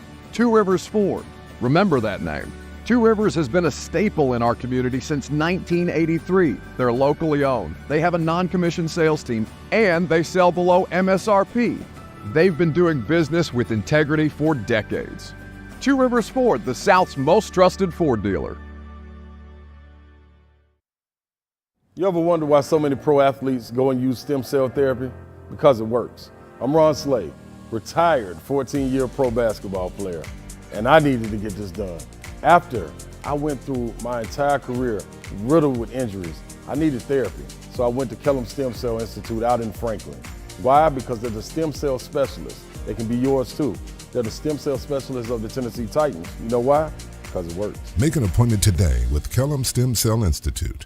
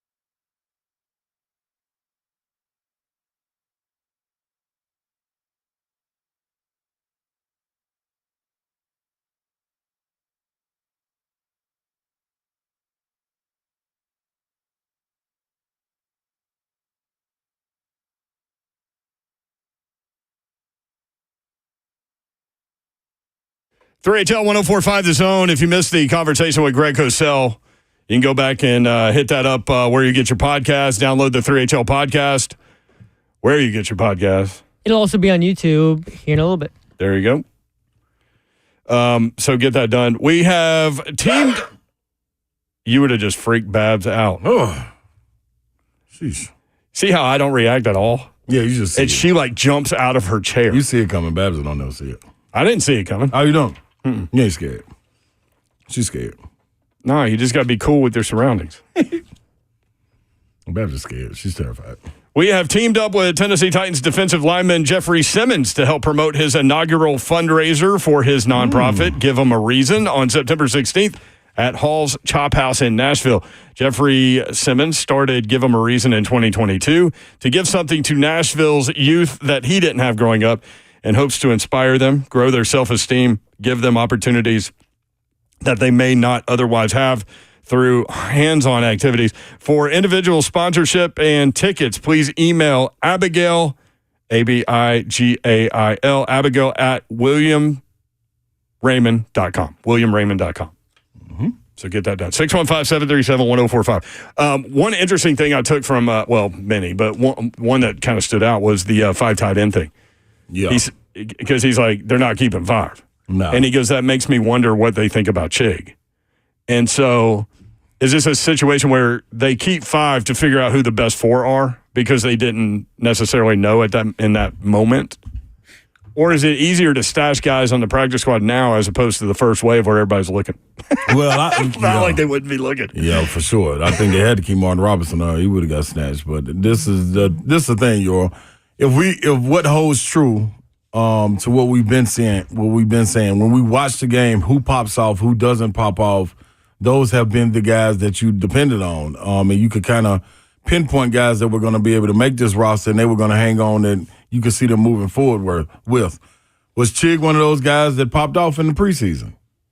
Like, that's the question we got to ask. Didn't get a lot of opportunities. And so, like, on the practice field when we weren't out there, maybe, I don't – that's a good question because DMR definitely popped. Without question. It looked like, look, man, I know undrafted free agent, but you wouldn't have any problem putting that guy in key moments in games. And this was in practice as well. And the practice that we were able to see also in the game. So – yeah, he was doing it at training camp too. Yeah. Here's what Brian Callahan had to say about keeping 5 tight ends on the roster.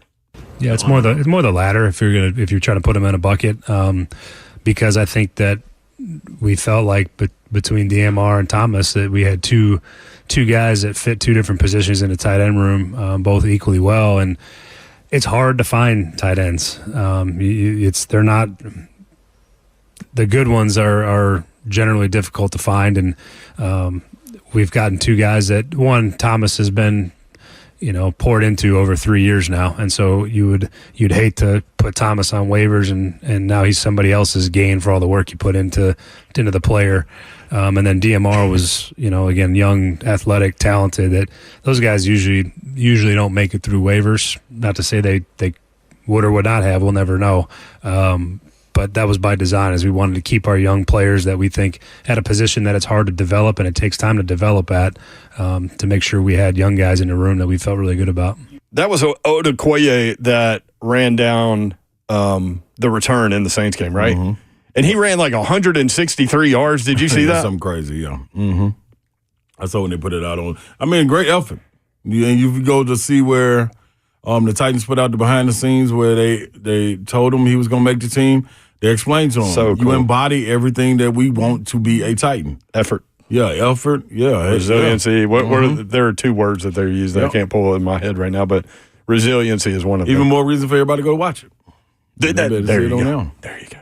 All right, when we come back, we'll talk more Titans football as the season approaches. We are 1 week away from the NFL season. Just 1 week. You'll hear from Brian Callahan and Rand Carthon also next. We didn't get to Brian and Rand talking about Allie Gay and Julius Wood. We will when we come back. 3HL 104.5 The Zone.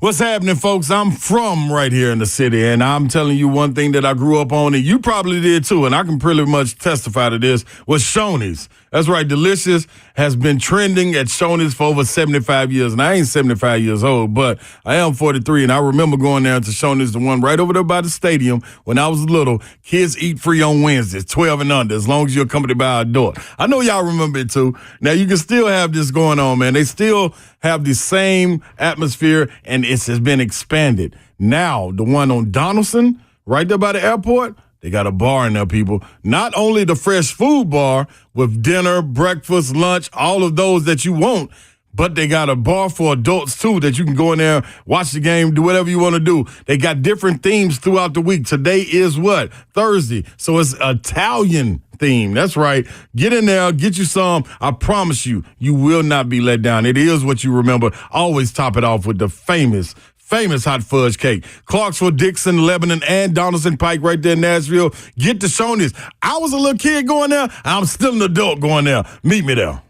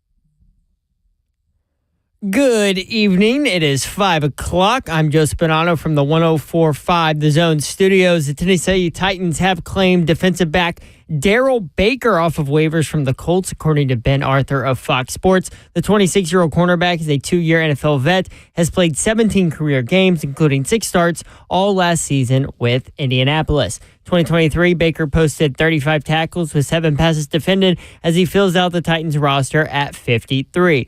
Another Titans news, according to Jim Wyatt earlier today, the team has added their 13th practice squad player and former Vikings defensive lineman James Lynch. They now have 3 spots remaining on the practice squad. College football week 1 is officially back tonight as we take a look at some of the top matchups this evening. The Vols' week 2 opponent, number 24, NC State, hosts Western Carolina at 6 o'clock. Deion Sanders in Colorado hosts North Dakota State at 7. In the SEC, number 11, Missouri hosts Murray State at 7 o'clock. And Arkansas hosts Arkansas Pine Bluff at 6:30. For all your foundation repair and waterproofing needs, you need to visit USSTN.com. Breaking news at once on your home for the Titans and Vols. This is 104.5 The Zone.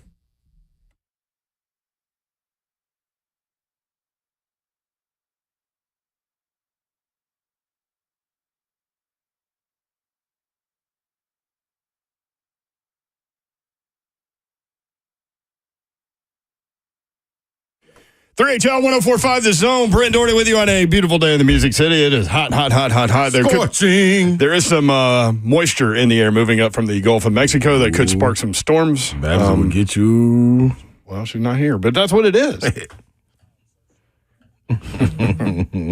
I mean, too, Babs. It is what it is. That's true. So anyway, some rain this weekend, I guess, and then get a little bit cooler moving forward. Ron Slay is here. I'm in the building. Good job, Zephyr. I'm in the building. Yes, the parsley is said. I know you're sitting there wondering. I know you're scratching your heads, but I got the answer for you. Parsley's already locked and loaded, y'all. You ain't got to worry about it. I'll give it to you shortly. 5:45? That sounds great to me. And there will be one tomorrow for everybody that's out there wondering about that. It ain't going away. It's here to stay. Remember we were talking about the Titans reportedly sniffing around veteran Eagles defensive back James Bradbury? Yeah. Suffered a lower leg injury during yesterday's practice. I'm glad you sniffed that out, guys. So that is why the Titans, I would guess, signed Daryl Baker Jr. off waivers. He was in Indianapolis last year, played in 14 games, 35 tackles, 7 passes defensed out of Georgia Southern, 2-year guy in the league. Yeah. So that's another waiver add there. Good pass, fellas. From Sam Phelan, Titans wide receiver Bryce Oliver had interest from other teams to join their practice squads when he was released by the Titans. Coach Cowley encouraged him to stay. He did. I think this is sneaky big. Like moving forward, big picture, this guy could turn into a really good receiver. Maybe not this year, but think about the contracts that are up as we roll toward next year. Yeah. So let me ask you this, though. Does that mean that he had the opportunity to turn those contracts down? Okay. I thought they could just come grab you and you got to roll with it. You can turn it down and be like, no, I'm going to stay here. Oh, that's pretty dope. Okay. Cool. I'll put a whole lot of people on practice squad then. You can only put 16.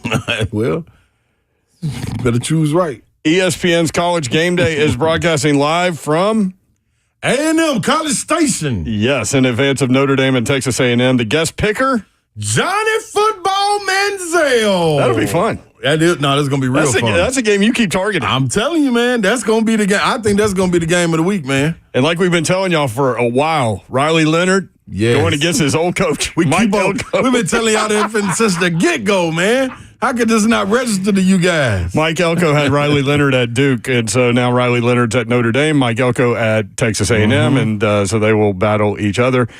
This is a little nugget that somehow escaped our brains until Todd Furman said it yesterday. We all three looked at each other like, what are we doing? Like, and we've been talking about that man since last year at Carolina. Was that Duke? I spent so much time studying college football, too. Dude, that man, I remember the game we watched when he took over because he ended up turning this paper in late or something for Duke and had to talk to the teacher, to the professor. Yeah, because the offensive line all turned theirs in. He didn't. Got to protect the quarterback. Exactly. Yeah, but that's going to be interesting, man. I think it's time for Marcus Freeman. If you got that job, it's time to turn that corner. I'm a big fan of his up at Notre Dame, but I think at the same time, Elko, he been quiet. And we ain't seen Texas A&M quiet in at least 10 years. But it's been quiet, flying up under the radar. Speaking of flying under the radar, I've got some breaking news that's not great news. Well, you're... Nashville has lost out on the 2031 Final Four, college basketball Final Four. They want me to be 79? To Atlanta. How Atlanta going to get it again? What's up with Atlanta? Yeah, Atlanta popping though. Well, yeah, I know, but it's just easier to do basketball here because you just walk out and go to 8,000 bars. Golly, man. Why would the stadium going to be ready? Stadium be broken in by then, 2031. I know. I'm just saying. That ain't right, man. This is what I'm hearing. So they put bids on all the events out there. So, but yeah, 2031. I heard they lost out on. Get our bid. Final Four college basketball. Yeah, you're going to be old man. Shoot. You're going to be unked down the street by the time. Come on, y'all. I ain't never been to a Final Four. I wanted to be the first one in Nashville, man. Darn it. I got to wait some more years. Or we can just go wherever it is. Yeah, but it ain't going to be like Nashville. Dang. I mean, if Tennessee would go, they would have to send us to cover that, right? We got no choice. They would have no choice. Listen, it's either that or I'm picketing. You're picketing. Yep. Send me to the Final Four. One-man march. I just guarantee. We'll just grab Kirby. We'll have the equipment, and we'll just go. Oh. We got to get it done. Got to get that done. I will. Buzz about it. I'll pick it with you. Right. Yeah. I knew my boy roll with me. Yeah. See? Me, you, Zeph, Dawn, and Wilson pick it. Wilson. Hey, what about this SEC news, dog? Hit me with it, Slay Dog. All right, listen, people. And then we'll get back to some Titans talk. Okay. SEC adopts comprehensive system for player availability reports, effective immediately for basketball, baseball, and football. To put it into layman's terms, Please not do. Steve Layman, layman. Yeah, not the guy. Yeah, injury reports. Injury reports. Injury reports. Mm-hmm. And this has been coming because Greg Sankey, the commissioner, threw it out there like a month ago. Mm-hmm. Like, hey, we're going to talk about this. So usually he's just prepping the market when he does stuff. That's all. Under the new policy, SEC schools will be required to provide availability reports 3 days before each conference football game and then daily updates, including a final 190 minutes prior to kickoff. In basketball and baseball, availability reports will be filed with the SEC office the night before contest, with an additional update on game day. Now, under the terms of the policy, student athletes will be deemed available, probable, questionable, doubtful, or out in reports prior to game days. On the final report, players will be designated as available, game time decision, or out to provide additional clarity. There you go. So all you gamblers That was out like, there? my take on how you just delivered that message was, that was some Big J journalism right there. I came with it right there. Yeah. I felt like I came with it. You too, could have been on like network nightly news. I felt like on that one. I felt like it. Yeah, move over, Walter Cronkite. I got this. Scoot over. Who's no longer with us. I got Walter Cronkite. The man in the grave don't need to scoot over, yo. You got that all to yourself, bro. I ain't coming down there. You got it. Didn't even send me down there, really. Oh, man. National Soccer Club and Cumulus Radio joining forces on again, to kick childhood cancer now through the month of September. All funds raised will support the pediatric cancer program at Monroe Carroll Jr. Children's Hospital of Vanderbilt. To learn more or to donate, please visit 1045thezone.com/kickcancer. There you go. So the two new additions yesterday off the waiver wire,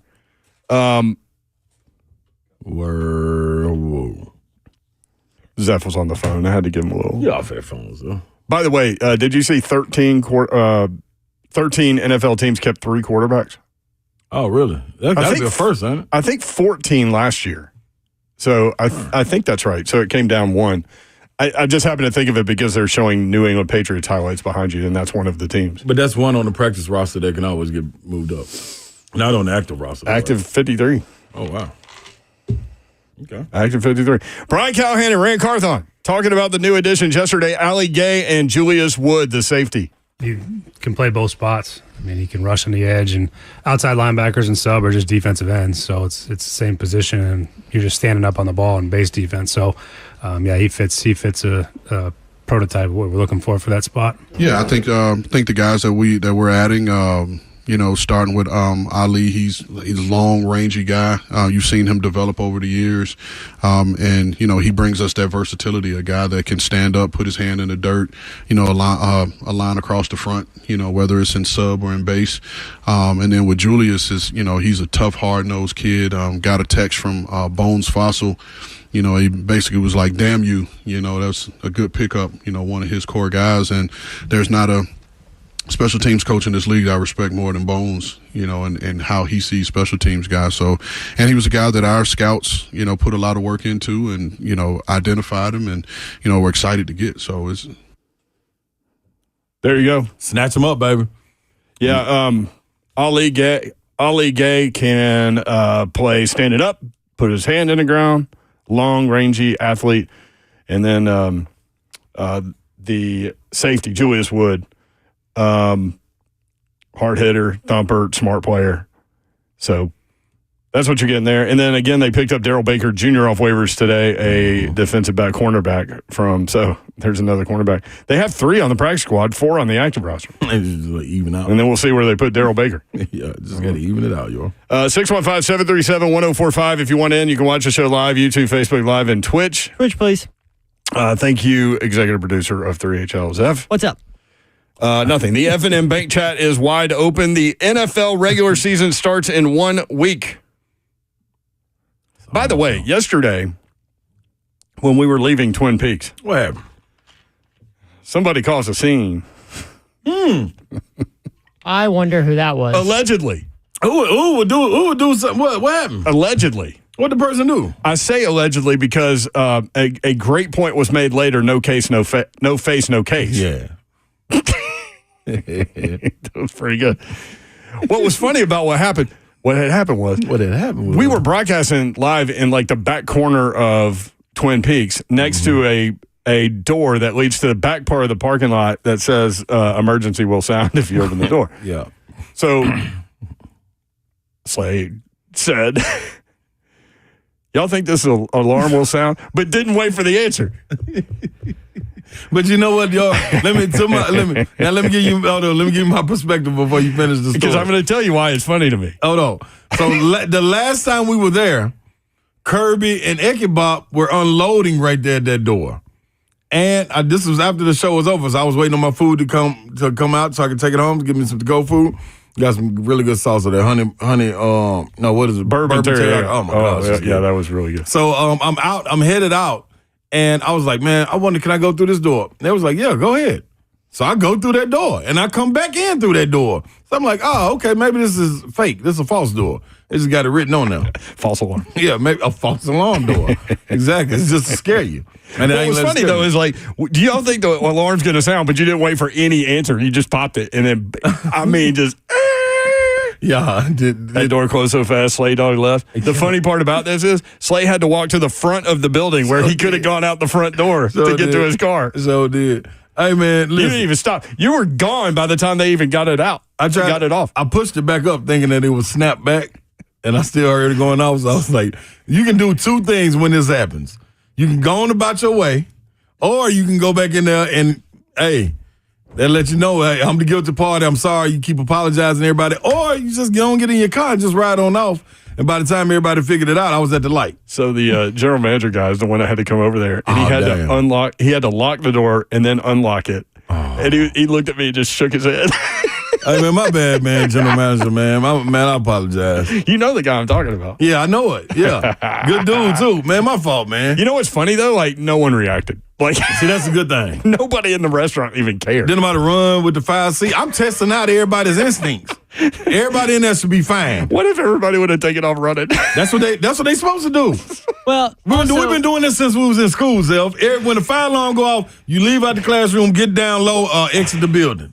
Also, like, Kirby had the 2 speakers playing the station, like, all the way up. So not only was the like alarm for the door going off, but the commercials for right after the show were just blaring. That's a remix. And I was sitting there trying to figure out how to turn it off, and I couldn't. You didn't need to. No, but nobody, like Brent said, nobody in the they're all there. Nobody cared. Everybody focused, man. They were into their fine for everybody. Everybody in there deserves a fine. I'm out here to test these alarms, make sure it's working. I'm an undercover fire department agent.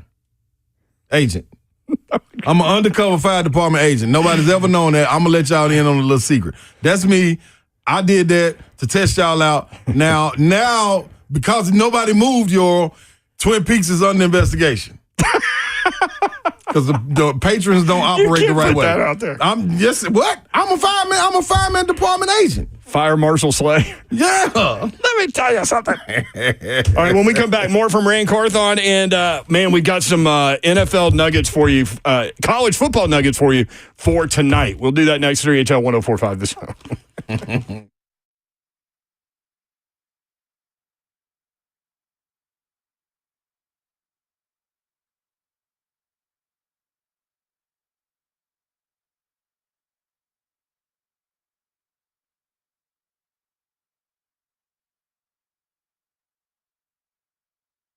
A Moment's Peace Salon and Day Spa, where you need to go. And here's the beautiful thing about a Moment's Peace.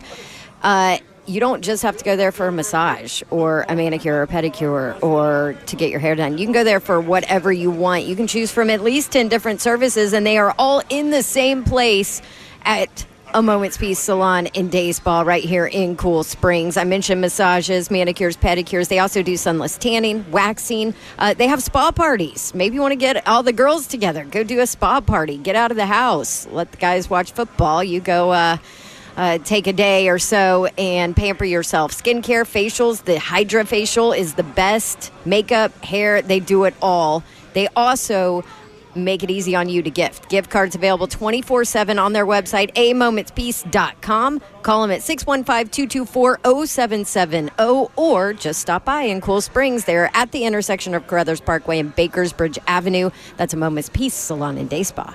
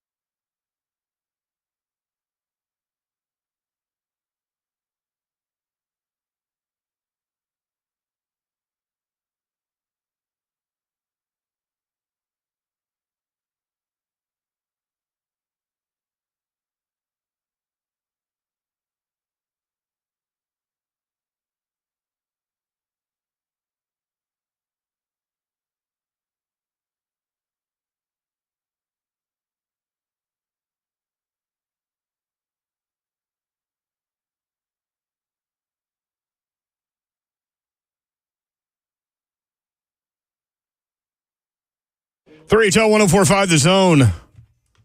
Talking Titans football. We'll get into college football in the last segment. We've got some nuggets for you for tonight's games. Mm-hmm. And the parlay will be in effect. It's back. You know who else is going to be back? Who? Ramon Foster. Big Savage. Your brother. Mm-hmm. RK Dub, 6 to 10 weekday mornings right here on 104.5 The Zone. Ramon and Slay, I guess. Question for the table. What percentage of people that listen to The Zone know that you guys are actually brothers? Man, I'm gonna go 40%. I was gonna say, are we at 50 yet? I may go a little. I'm gonna go about 30 on them, Savage, because you always hit me with a shocker that make me be like, darn, I gotta take it back down. Mm-hmm. No, it's a lot of folks that don't actually know, and I think it's the everybody say we're kinfolk and stuff like that in the South anyway, right? And we're around each other a lot, and they think it's a really strong friendship. Like, no, I got half of Run's DNA. Right. That's factual. That is factual. That's factual. Ramon Foster with us on 3HL. Let me start with the screen game in the preseason game. Am I getting too excited about what I saw in an open space with all 5 of those offensive linemen in the screen game being able to get down the field and also like secure blocks, not just get in the way? Man, Mayor, you answered everything right there. This group was a very athletic group from what I've seen, and you know what that gives you whenever you have that? Balance. Every single one of those dudes can run right, run left. Each one of them can be downfield and not trip over themselves as it pertains to getting in the way of linebackers and defenders. And we saw them run screens left and right. Or you had guys from the left side or your center down the field blocking DBs and just getting in the way. And, man, there's nothing better than having a team that is capable of executing the screen because it clears up so much stuff as far as slowing down the rush of the defenders. Honestly, I won't say it's a play off of the quarterback, but the execution of that play lends itself to say if we just do A and B right, C is going to work for us. And seeing those dudes get out front this last weekend against the Saints and be good in space and not trip over themselves and knock bodies down, man, Mayor, I think we're all in a phase of purgatory of trying to be excited and feeling like we don't deserve nice things here in Nashville. So, yeah, I'm going to tell you, Mayor, be excited. Yeah, do you think so I think maybe this is the way for several of the guys, but let me stick to Dylan Radins. Do you think that that's where, like, the I don't know, kind of the lost key has been with him is that they were trying to be like a mauling kind of unit, and he's not that. And so now you've got this situation where everybody's pulling, they're getting in space and screen games, and he's athletic enough to do that. So I guess what I'm saying is his strength is his athleticism, not his ability to maul you like a grizzly bear. But here's the thing, though. Dylan Radins has done well with removing guys this preseason. I thought he somewhat did well last year. I think that, like, the last tenure that he was under had him somewhat thinking too much and was trying to play downhill. I think that's true with a lot of guys. I think that's a great point. Yeah. And specifically, Mayor, like, where you go sometimes determine your success. And especially for a guy that's not a first rounder where you just, all right, well, we think we can make it work for him. And he was somewhat of a tweener coming from a smaller school, North Dakota State, right? So you didn't know what you were going to have. So you figured because he's athletic enough that he was automatically going to be good at those things. And here's what I would tell you. It was destined for me to go to Pittsburgh and play a power downhill type of team where we could just beat guys up front. Had I gone to, in my era, the Houston, Texas, where Ramon Foster was running zone and they were cutting backside, that wasn't my style. I wouldn't have been, I'd have conformed to it, but like the style that CJ2K and the Titans was playing, you need a specific type. You need a specific type for that style of offense, and that's what I feel like Dylan Radins is getting himself into now. A team that knows how to cater to his strengths. And the other thing too is, Mayor, is this: he's at a spot to where he's been taught technique. And me speaking to Peter Skoronski on this past Sunday, and you could see it in his face. I was like, man, Coach, have y'all doing the same thing every single day to start practice? He was like, yeah, man, and not like in despair. But he was just saying in the sense like, Coach Callahan is not going to change up what matters. And that's been technically sound each and every day. And knowing that at the end of the day, my technique is going to favor me. And I must say, Dylan Raden's technique has gotten better this preseason, and it shows in his tape. But again, to your point about having athletic linemen, Mayor, that is definitely Dylan Raden's strength. Savage, man, this is what I need to know, too. Now, when we were talking to Cosell, I told Cosell at the end of our conversation about the offensive line, man, it just looks like they're organized. Like, people know where they're going, Savage. Like, how, with this young group that's just now beginning to gel, what's the timeline where you expect them to be able to take that next step? Because I think we've seen it in phases. You've seen it coming out of OTAs and then getting ready to come into training camp. We were a little unsure about how it was going to be with NPF, but then you got to see him and how he operated in the preseason games. Raidens right there next to him. All these guys moving in unison. What's the next step for these guys? Man, having some adversity. Because being real, like what we've seen right now has been all good from that group. The 3-0, right? They had a somewhat bad day at training camp with the Seahawks, and then they ended up bouncing back, right? But the adversity is where they're going to build their scars, their trust, and better communication. That's where they need to be moving towards over the course of the season. And it won't be perfect. I don't know if they're going to go out and win or lose the first game of the season, but, I mean, they got some really good opponents this year and some really good defensive linemen. Chicago's D linemen are pretty solid, okay? So having some adversity going on the road and getting punched in the mouth is where their next step for them to really speed up this process of learning and getting better together, Savage. Like, it's a bunch of youth in this group right now, and it's a bunch of newness. The only way, and you know this too, for you and your teammates to get better was what? Y'all might not have to actually fist fight it out, but you're going to have some shoving and some cussing and some back and forth with one another that's just going to make you better. And it also raises, Savage, and you know where I'm going, it raises your level of expectation for your teammate too when you have those moments. Because if you calling me out, well, guess what? Then you better be on your job. There is no way for you to call me out. So that's where if a guy misses a whiff on a linebacker blitzing, he looks over to JC, what the hell are you doing? And at that moment, JC got to either respect her or push back and tell him, hey, I got you. Like, that confrontation right there is what's next for this group, because there's 70 plays played over the course of a game. There's going to be 1 or 2 or 3 bad plays that are going to happen to where they just got to buckle down and be on what happened. And that's the next phase for me for this group. And it'll come naturally. It won't have to come forced. It'll be natural. And that, to me, that's the next phase I'm looking for, Savage. And you got these guys, man, NPF walking into year 3. You got Skoronski walking into year 2, Latham in year 1. Cushenberry, the elder statesman, we know what Raidens is. What is this, year 4 walking into, or 3 for him? But 4. So this is all a young group, man. Keeping them together, what does that mean for the team? Because I was able to witness it during your playing career. One of the stable blocks, the foundational pieces for that team that you played for Pittsburgh was the O-line. Even with it changing defensively, offensively, as far as the skill guys, whatever it may be, that O-line and that quarterback you were able to lean on year in and year out. What it does for the team? For the team? Yeah, for the team. Comfort, and cheap, the 2 C's.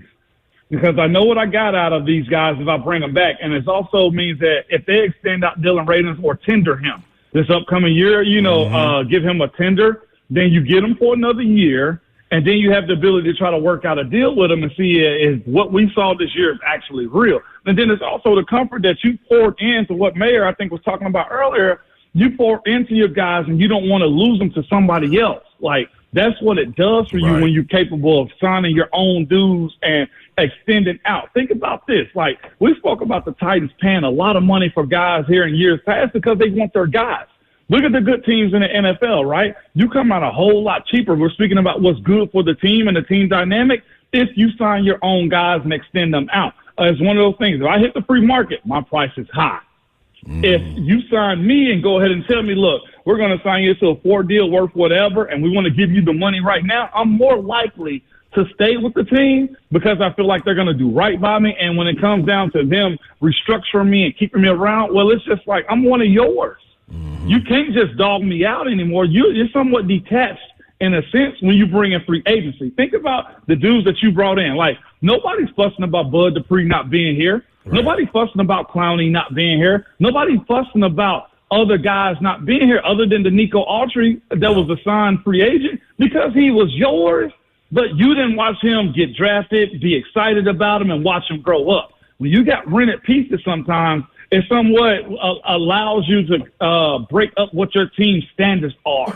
Now, picking a piece here and there and incorporating them into your team culture is a totally different thing. But if you're talking about keeping a group together and what it does to sign your dudes early as opposed to late, it ends a lot of fluff and it somewhat stabilizes Savage. And this is where I feel like he was going. It stabilizes the culture. There you go. When the GMs know that we picked well, we're seeing the results of it, and it also just keeps those dudes in the locker room for a very long time that can pass on what the Titan way is. I heard Rand's video today as they were telling guys they made the 53-man roster, and I don't know if I've heard it before. Maybe it's just, in the front of my mind hearing him say that. But it was, man, play like a Titan. Mm-hmm. You see what I'm saying? Mm-hmm. What does that look like if we keep either losing all of our draft picks to other places or we don't retain them? Like, play like a Titan was said today, and it kind of hit me. I was like, dang. Right. Like, that's what you want inside of your building, right? Like, you never questioned Savage coming to a game in Pittsburgh, did you? Yeah. I could ask you right now, we probably get the same answers. What was the style of football was going to be played? It was going to be tough. Mm-hmm. It was going to be rugged. Mm-hmm. It was going to be downhill, and it was going to be a dogfight. We're going to be very similar in our description, right? Right.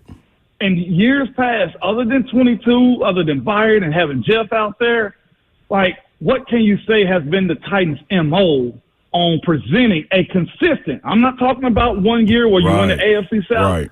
I'm talking about from 2010 to 2020. Yeah. Like, the good franchises have had a style of ball that has remained the same. The Patriots, up until Brady as of late, right, have had a style of ball that's remained the same. Green Bay has had a style of ball that's remained the same. Pittsburgh has had a style of ball that's remained the same. You see what I'm getting at? Mm-hmm. Ramon Foster, RK Dub, weekday morning, 6 to 10 on 104.5 The Zone. Ramon, right about Dylan Radins in year 4. This is his contract year. He is an unrestricted free agent after this season. And you were talking about the Bears' defensive line. I mean, Montez Sweat. You start there, Andrew Billings, Dexter, DeMarcus Walker. That's what they've got up front. Yeah. So that's going to be a challenge.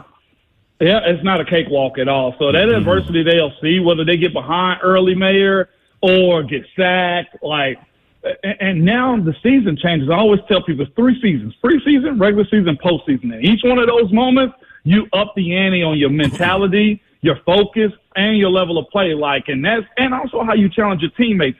That's where this group of young offensive linemen and just the young offense in general too will have to grow. And I'll even throw an extra in there. As far as the wide receivers go, it's up as it pertains to, hey, now my stats really count. I'm not okay with just running off these DBs just so X receiver right here can eat, or this tight end right here can eat. Hey, Will Levis, throw me the daggone ball. Yeah. So Will Levis is going to have to parse through all of this stuff too. And I'll tell you this, with the weapons that they have, this is a good problem to have.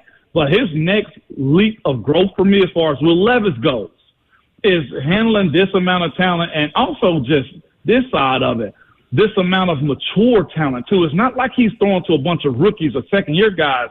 Tyler Boyd's been in this league for a very long time. Yep. Calvin Ridley is an established wide receiver. D-Hop is an established wide receiver who I'm guessing might want a new contract to extend out his Hall of Fame legacy, right? So figuring that out as far as Will Levis is concerned is the type of stuff that you want to see through over the course of these next few weeks too.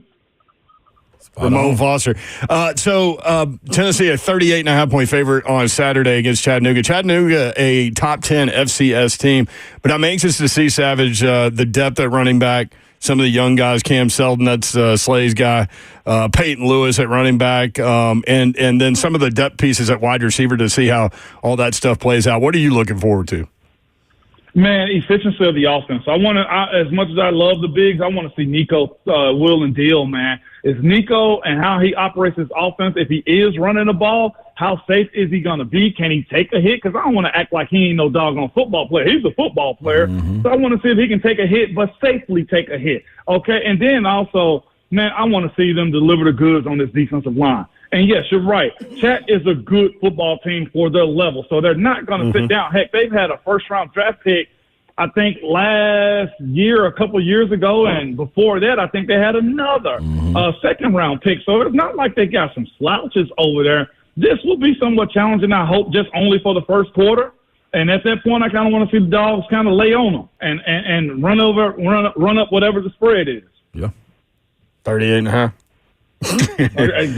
Hey, I need 42 if they real. Yeah, and they will try to throw the football, so that's opportunities for James Pierce, but also that secondary, that's a big question mark for a lot of people.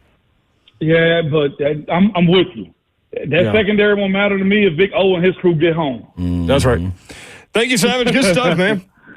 No doubt, fellas. Appreciate y'all. There he is, Ramon Foster. Arcade Dub, 6 to 10 weekday mornings on 104.5 The Zone. When we come back, we've got some info on some of these games that are going to be on tonight that you may be interested in. Also, what? The return of the Parlay. Let's go, baby. Next, 3HL.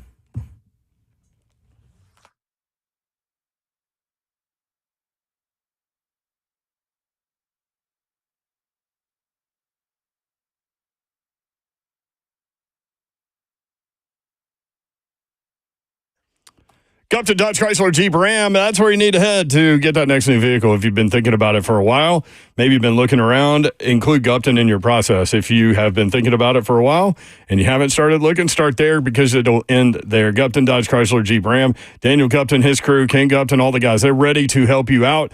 They just need to know what you're looking for. They'll point you in the right direction and everything will be cool. You go take your test drive. Go inside. They help make the numbers work, and it'll be that easy. Zeph's in there shooting baskets with paper balls. I think he made it. It was a turnaround jumper, Slay. I don't know. I do know Gupton Dodge Chrysler Jeep Ram is where you need to get that vehicle. 3450 Tom Austin Highway in beautiful Springfield, Tennessee. Just 30 minutes from downtown Nashville. Take 24 west toward Clarksville. Exit 35 is 9 miles outside the city. Then it's a straight shot into the best vehicle buying experience you will have ever had. Gupton Dodge Chrysler Jeep Ram. Check them out online. GuptonMotors.com is the website. All the dealership information is there. Address, phone number, inventory, the deals they have going on. GuptonMotors.com. That's Gupton Dodge Chrysler Jeep Ram.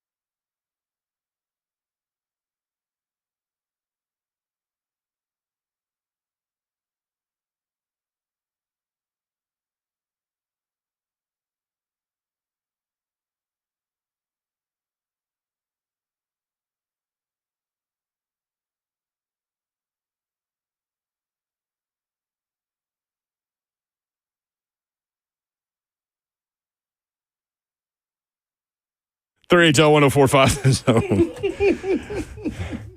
We just did a little keeping in here. We just cleaned out some stuff. It looks so much better over here in Savage area. We're not done. The show started again, or we did. Yep. Yeah, you in Savage areas got some stuff going on. No, it's over cool. there. So this cup is from the wedding. This is Squeaky. Oh, yeah. Squeaky always got to be here. I forgot I got that sent that to us. Yeah. What's the little teddy bear thing over there? Oh, that's a Vol. That's a Vol bear. A Vol bear. Yep. Then we need our snacks for the concession stand. And then you got 2 random Tennessee hats. Yep. Just in case. What's the name? Bill Dance. Yeah. Got that hat, and then that one. That's my hat. That came out of my car. I have breaking news. Hell, what is it?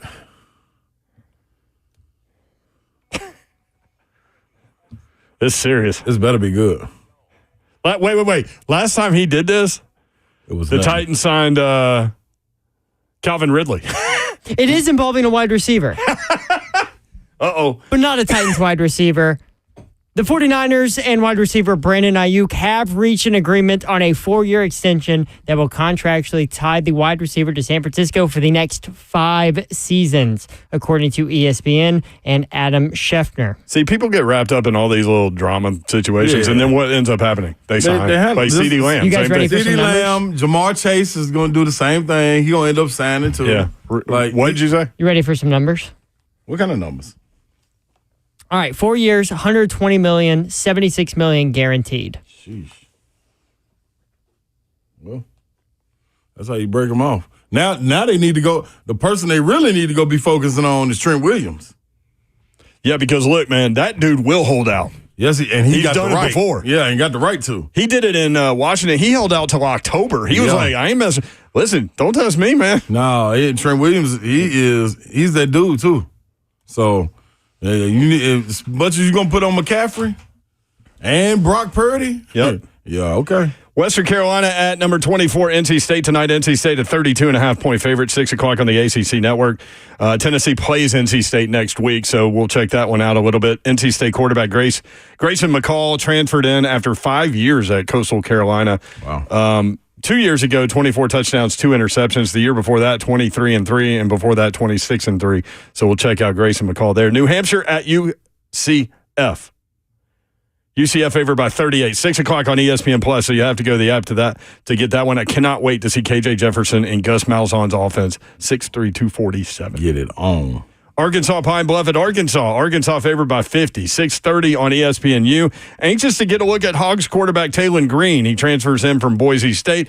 Got to get that completion percentage up, 57.1% last year. Being coached by Bobby Petrino should help. We met him at SEC Media Days, and we love that kid. So very anxious to see him play. They did love him. Yes. Yep. Yeah, I did too. He is taller than 6'6", though. Mm-hmm. Long. Granddaddy long legs. Murray.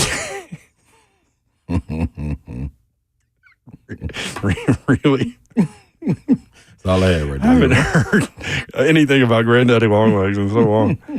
By the way, we haven't had any lightning bugs this year. Have you seen any? Yes, I did. Not very many, though. No, I only seen like 2. You think the cicadas got them? It was like a revolution? There's some little baby cicadas running around, too, still. Murray State at Missouri. Missouri favored by 47.5. 7:00 SEC Network tonight. You get to look at that passing offense. Brady Cook returns 20 touchdowns, 6 interceptions. He had 8 rushing touchdowns last year. Luther Burden and Theo Weiss are both back for Missouri. Burden, the best wide receiver in college football, I think. But combined their numbers last year, 128 receptions, 1,836 yards, and 14 touchdowns. No Schrader in the ground game. No Schrader. So they got to figure out who their running back is. Nate Noel from Appy State, and they hate it when you call him that. Appalachian State, and Marcus Carroll from Georgia State. So we'll see which guy ends up there. North Carolina at Minnesota. This is the closest point spread. North Carolina favored by 2. 7:00 on Fox. UNC loses Drake May. Obviously, what does Mac Brown do at quarterback? Max Johnson will get the start. But they'll look at a couple of guys. Transfers in from Texas A&M. And Minnesota brings in the top FCS quarterback, Matt Brosner, from New Hampshire. North Carolina won last year's matchup 31-13 in Chapel Hill. And then FCS Power, North Dakota State against Colorado tonight. Mm-hmm. Colorado, a 9.5-point favorite. Should the Buffaloes be on upset alert? We will see if you're talking about the parlay. 7 o'clock ESPN. Colorado quarterback Shedeur Sanders, one of the best in the country. Wide receiver cornerback Travis Hunter, must-see TV. Buffs lost 8 of their last 9 to end the season last year. North Dakota State, 11-4. They lost in the Final Four of the FCS playoffs last year. They are 37-8 in their last 3 seasons. It's time for the parlay. Let's go get it, Dan. Which one you want, the 4-leg parlay or the 6-leg parlay? It's up to you. 6. You want the 6. All right. Zeph made the call. New Hampshire at UCF, over 60.5 points. Arkansas Pine Bluff at Arkansas, over 58.5. North Dakota State. Wait. 58.5 is the total of the Arkansas? Okay. Over. I went over. North Dakota State at Colorado. Colorado money line. Ooh. Yeah. I was scared of 10.5. I don't like that half. Jacksonville State versus Coastal Carolina. Jacksonville State money line. Murray State at Missouri. 60 new players on Murray State. And a new coach. All from the portal, all recruits. I'm taking Murray State plus 49.5. A lot of points. North Carolina at Minnesota. I'm going the over 51.5. That is a grand total of, I forgot. Because I did it separate. I forgot what it was. Oh, here goes four-leg, though. 4-leg parlay. Colorado, minus 10.5. Give me them. Jacksonville State, money line. UAB, minus 29.5. And Murray State at Missouri, under 60.5. All right. UAB what? Minus 29.5. And what was the last one? Murray State and at Missouri, under the 60.5. And that'll give you plus 1,009. So $35 to get you 564 people. That's how you pay it. That's a parlay. There's 2 parlays. Yeah, it's 2 parlay. It's another one in there too, but this one's a wild one. 8-leg. You don't really want that one. It's not any more wild than you as the undercover fire marshal. Yeah, but $5 to get you 451 on this 9-leg. $5 will make you holler. Mama wasn't here. No, we made it. She's not here tomorrow either. So ain't. We'll be live and direct again. Ooh, another parlay tomorrow. Going down. Squirrel.